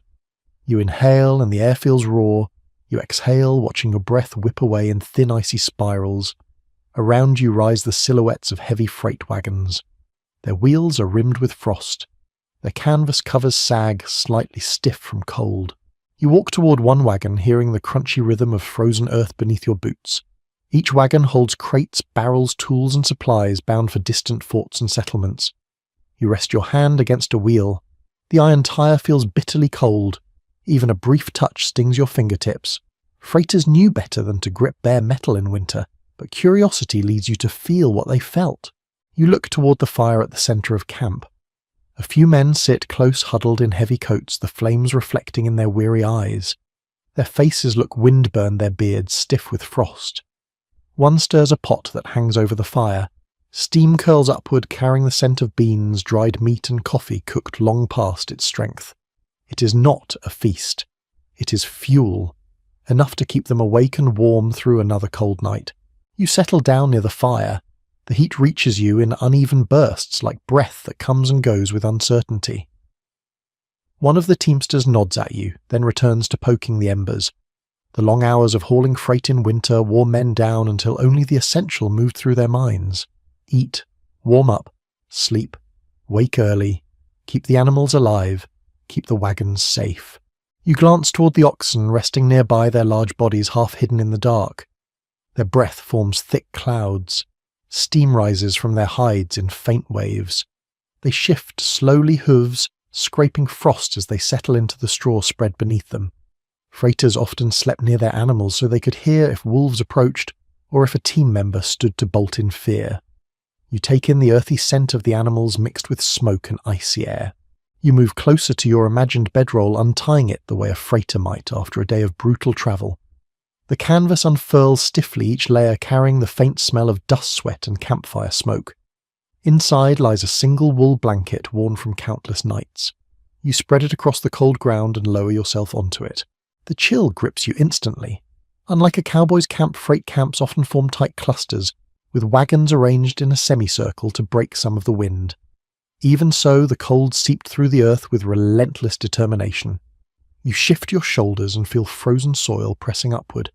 The blanket slows the cold's advance, but only barely. You pull a second layer of canvas across your chest, imagining it as a crude top covering. Freighters slept fully clothed boots, nearby coats wrapped tight. You do the same, curling your knees toward your chest and tucking your hands beneath your arms. Warmth builds slowly, but it remains faint. You feel every breath of wind brushing across your cheek. Your eyes drift toward the fire again. Sparks rise into the dark sky, glowing briefly before fading. One teamster stands to toss another log into the flames. The fire roars brighter. For a moment your face warms, then the heat scatters again, swallowed by the open night. A memory drawn from the journals of overland freighters surfaces in your thoughts. Many wrote about sleeping lightly because the fear of theft or animal attacks lingered in the darkness. Wolves prowled the edges of firelight. Bandits sometimes targeted freight teams. Even storms could sweep in, suddenly requiring everyone to rise secure the cargo and protect the animals. You listen now.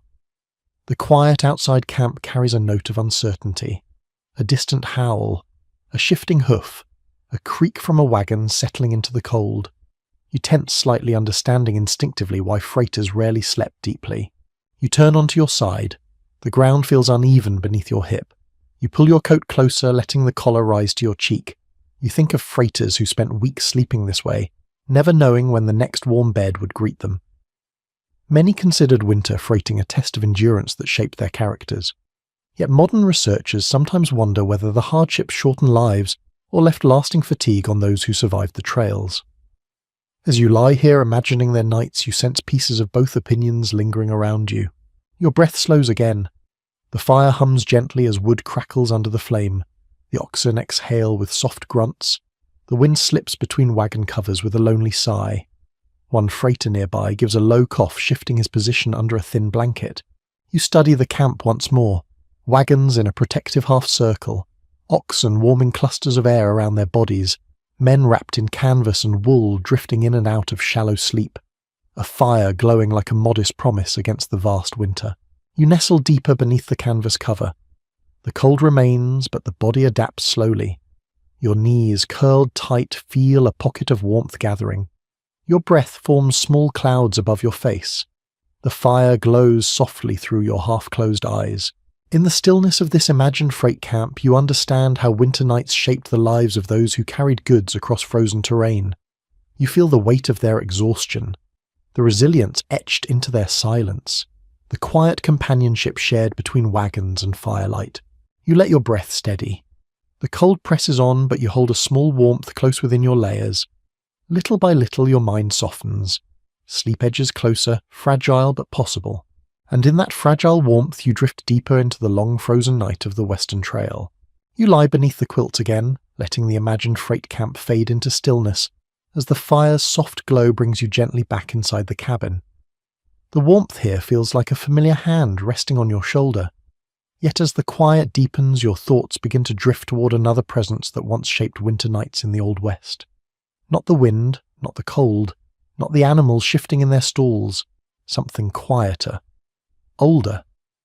A presence carried in whispered prayers, charms tucked beneath pillows, and soft murmurs shared in dim lantern light.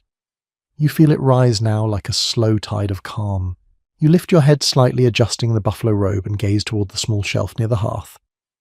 Among the herbs and tools rests a simple wooden cross, a small pouch of dried sage, a tiny string threaded with a few beads, and a scrap of paper folded many times. Each item tells a quiet story of how winter nights invited reflection, hope, and unseen comfort. You sit up slowly and walk toward the hearth, careful not to disturb the traveller beside you. The fire glows softly, casting warm, steady light across the floor. You kneel beside it and pick up the pouch of sage. Its scent drifts upward, sharp and earthy. You know this was not just a remedy. Some families burned sage at night to cleanse fear and bring calm. It was a practice shaped by indigenous traditions carried through generations before settlers adopted small versions of it. You gently loosen the pouch's string and breathe in its dry fragrance. You place the pouch back, then reach for the folded scrap of paper. The edges are frayed, worn by handling. You unfold it carefully. Inside, you imagine a verse handwritten in careful script. Maybe a line from a Bible, maybe a personal prayer, maybe a phrase a mother whispered to herself on nights when storms rattled the cabin and worry pressed against her ribs. You fold the paper again and return it to its place. Your eyes drift to the wooden cross, roughly carved. Simple. It would have hung above a bed or rested near a window. On winter nights when darkness stretched endlessly, families often leaned on their faith to steady their minds. Some prayed quietly before sleep. Others whispered familiar words into the cold air, hoping they would settle over their loved ones like an invisible blanket. You rise and walk toward the window. Frost feathers stretch across the glass, catching faint silver light from outside. You rest your fingertips near the frame. The cold pulses against your skin. You close your eyes and imagine how someone might have stood here long ago, whispering a request for warmth, safety, or strength before the next morning's harsh chores. Prayer in these moments was not ceremony. It was survival dressed in soft words. You turn back toward the bed and lie down again. The quilts settle heavily across your chest. The dog stirs near your feet, letting out a quiet sigh. You feel the traveller's slow breathing behind you.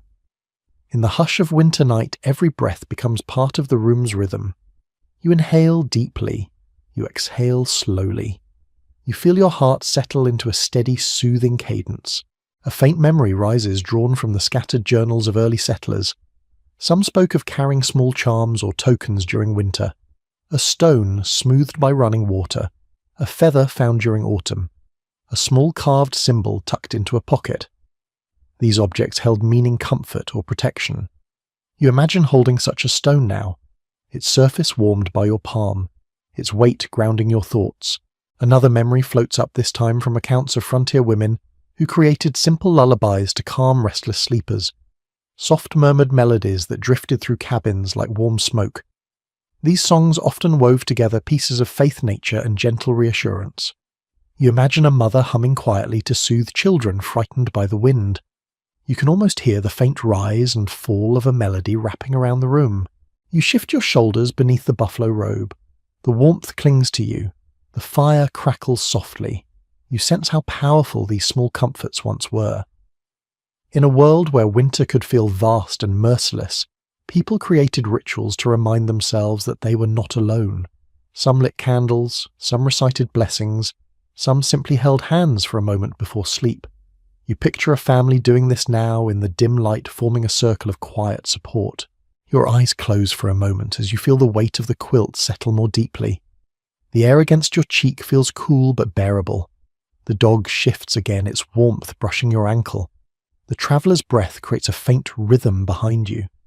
All of this forms a kind of unspoken prayer of its own, a shared moment of stillness shaped by presence, warmth, and trust.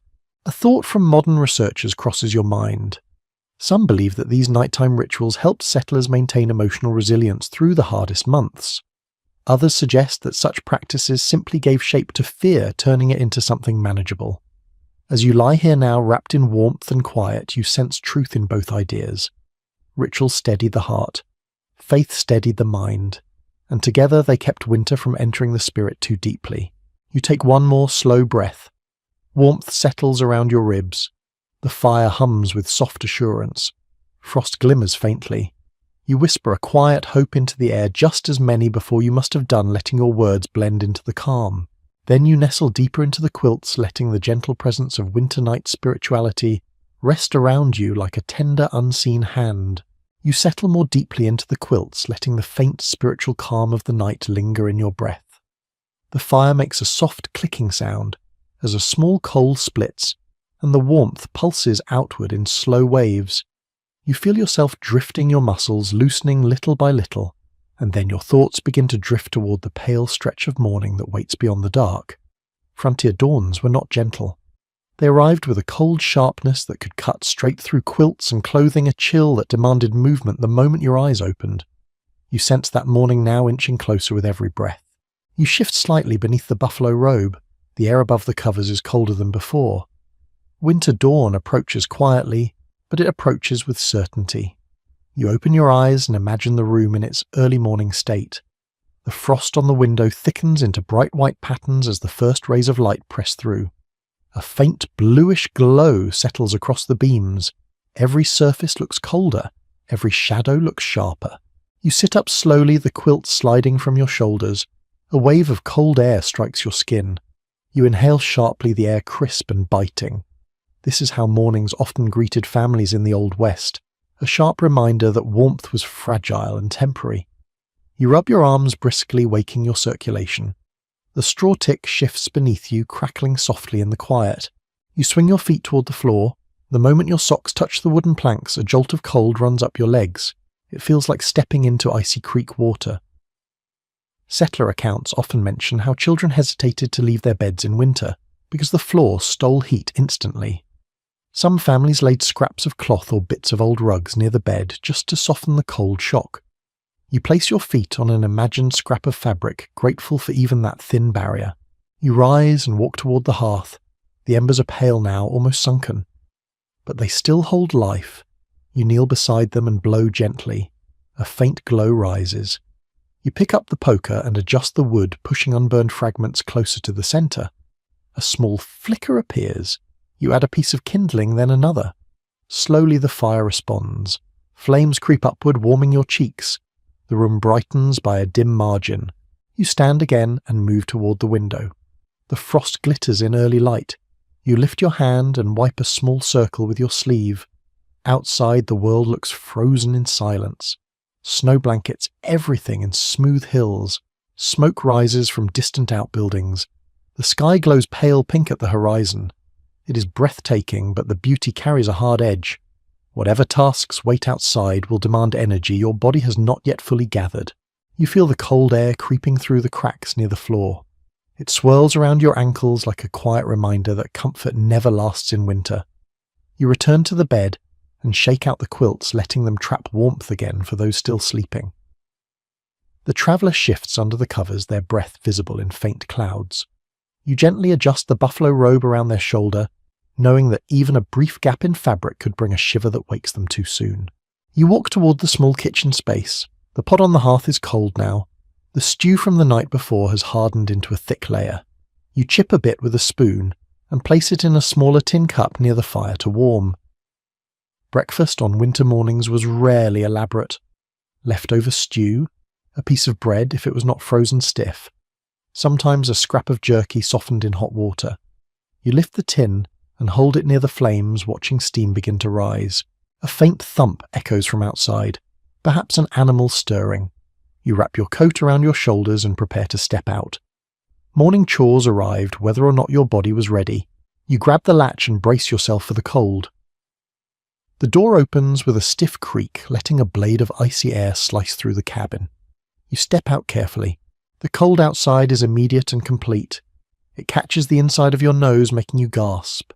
You exhale and see the breath rise in a heavy plume. The snow beneath your boots crunches loudly as if announcing your entrance into the morning. You walk toward the animal shelter first. The horse lifts its head as you approach its breath, fogging the air in front of its muzzle. You pat its flank gently, feeling the warm fur beneath your palm. You break the ice in the water bucket and check the hay. Both tasks require speed because the cold numbs your fingers if you hesitate. You return to the cabin quickly, eager to recapture warmth. The moment you close the door behind you, the warmth of the rekindled fire reaches out with soft relief. You kneel near the hearth again, holding your hands toward the flames. The stew in the tin cup begins to bubble gently. You stir it and take a small sip. The heat spreads through your chest. You prepare another cup for the traveller, leaving it near the edge of the hearth where it will stay warm. You glance around the room and see how winter mornings shaped every movement. The blankets stay folded near the fire. Clothing hangs close to absorb warmth. Tools remain within reach so morning chores can be done quickly. Frost still paints the corners of the window. A faint mist lingers above the dog's curled body as it exhales steadily. You return to the bed and sit on its edge. The quilts are still warm. The room slowly brightens as sunlight grows stronger. You feel the transition of night into day, not as a gentle shift, but as a gradual awakening of both body and space. The crackle of the fire grows louder. The smell of warm stew spreads. The traveller stirs again, their eyes flickering open. You smile softly, sensing how morning warmth always carried a small promise. A hint of comfort after a long night. A chance to gather strength before facing the cold outside again. You pull the buffalo robe tighter around your shoulders and breathe in the mixed scents of smoke wool and simmering breakfast. In this moment, you understand how dawn in the Old West was not simply the start of a new day. It was a ritual of rebuilding warmth, tending small comforts, and preparing the mind for the work ahead. You let that thought settle gently into your chest as you watch the light rise across the room, warming the frozen world, one slow breath at a time. You sit quietly on the edge of the bed for a moment, holding the warmth of the buffalo robe around your shoulders as the soft morning light gathers in the corners of the cabin.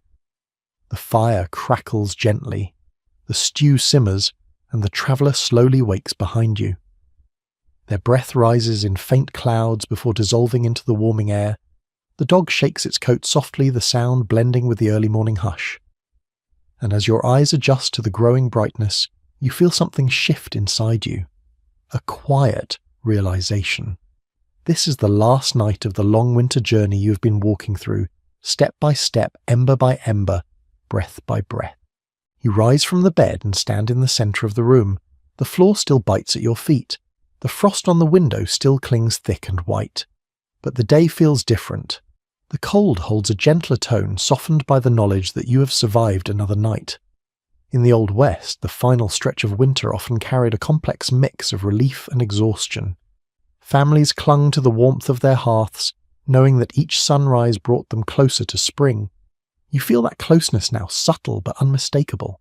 You move toward the hearth and crouch beside the low fire. The embers glow like small red eyes, patient and steady. You add one more log, watching as flames climb its sides. The warmth spreads slowly across your face. Many frontier accounts describe this first fire of the final winter nights as a small celebration, a marker of persistence through countless storms. You take a moment to honor that persistence, now feeling the heat settle into your bones. You glance toward the shelf with its bundles of herbs and small tools. Each item carries the weight of winter survival. You think of the remedies steeped in the darkest hours, the dried leaves crumbled into boiling water, the whispered hopes that accompanied every sip. You think of the frost that lined your quilt, the draughts that brushed your cheeks, the weight of the buffalo robe heavy with warmth. The night is behind you now, yet every memory feels alive in the quiet morning air. You turn toward the window. The frost patterns have begun to soften. A faint golden glow pushes against the outer edge of the glass. Beyond it, the snowy world slowly stirs. Smoke rises from distant outbuildings. A bird calls somewhere beyond the tree line. The cold remains sharp, but its grip loosens ever so slightly. You wipe a small circle in the frost again and gaze outside. The sky shifts from pale pink to soft gold. The light feels patient, almost kind. You step toward the bed where the traveller sits up slowly. Their hair is tousled, their cheeks still pink from the night's cold. You hand them a cup of warm stew. They accept it with quiet gratitude, blowing small clouds of steam from the surface before taking a sip. You share the moment, silently letting the warmth drift between you like an unspoken blessing. You walk toward the door and open it a crack. A soft gust of cold air rolls inside, but it no longer feels threatening. It feels familiar. You step outside briefly.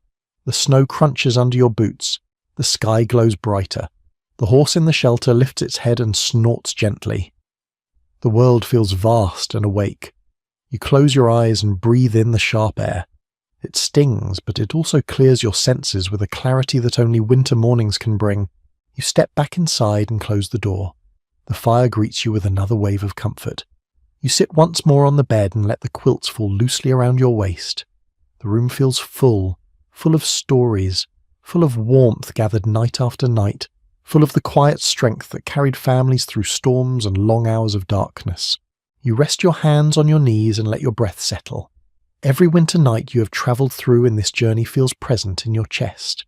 The early darkness, the frosted quilts, the creaking rafters, the shared warmth, the fear, the remedies, the distant howl of coyotes, the tiny shine of frost on the window, the swirling snow outside the door, the comfort of firelight, the fragile hope carried in every dawn.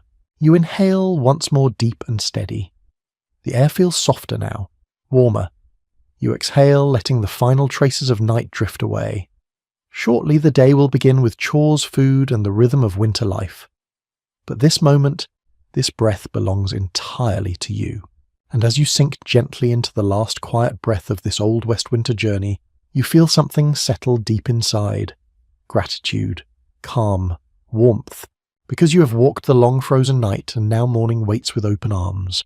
You lean back into the quilts one last time, feeling their familiar weight settle across your chest. Let the fire keep its soft glow now low and steady, as if it has nothing more to prove. The warmth has already wrapped itself around you, gentle and unhurried. You can loosen your jaw, soften your shoulders, let your breath fall into its natural unforced rhythm. Breathe in slowly, hold it just long enough to feel the warmth spread. Then exhale, letting whatever tension remains drift away like a thin wisp of smoke rising into the rafters. The frost on the window has begun to fade into delicate outlines, and the cold outside no longer presses so sharply against the walls. The cabin feels softer now, quieter, almost weightless. Even the wind has settled into a distant hush. The dog near your feet curls more comfortably, letting out a slow, contented sigh. The traveller shifts softly warm beneath the quilts, their presence blending into the quiet hum of the room. Everything here slows. Everything here eases. You can imagine the fire dimming just a little more, its light melting gently into the wooden floorboards. You can feel the quilts grow heavier in the most comforting way, as if they know your body is ready for rest. The air grows velvety soft against your skin, and the room becomes a safer, smaller world where nothing hurried can reach you. You breathe again deeper this time. The warmth gathers behind your ribs and spreads through your limbs like a slow, steady tide. The night becomes calm. The world becomes distant, and you, wrapped in the final quiet of this long winter story, can drift as peacefully as the last snowflake settling outside. Sweet dreams.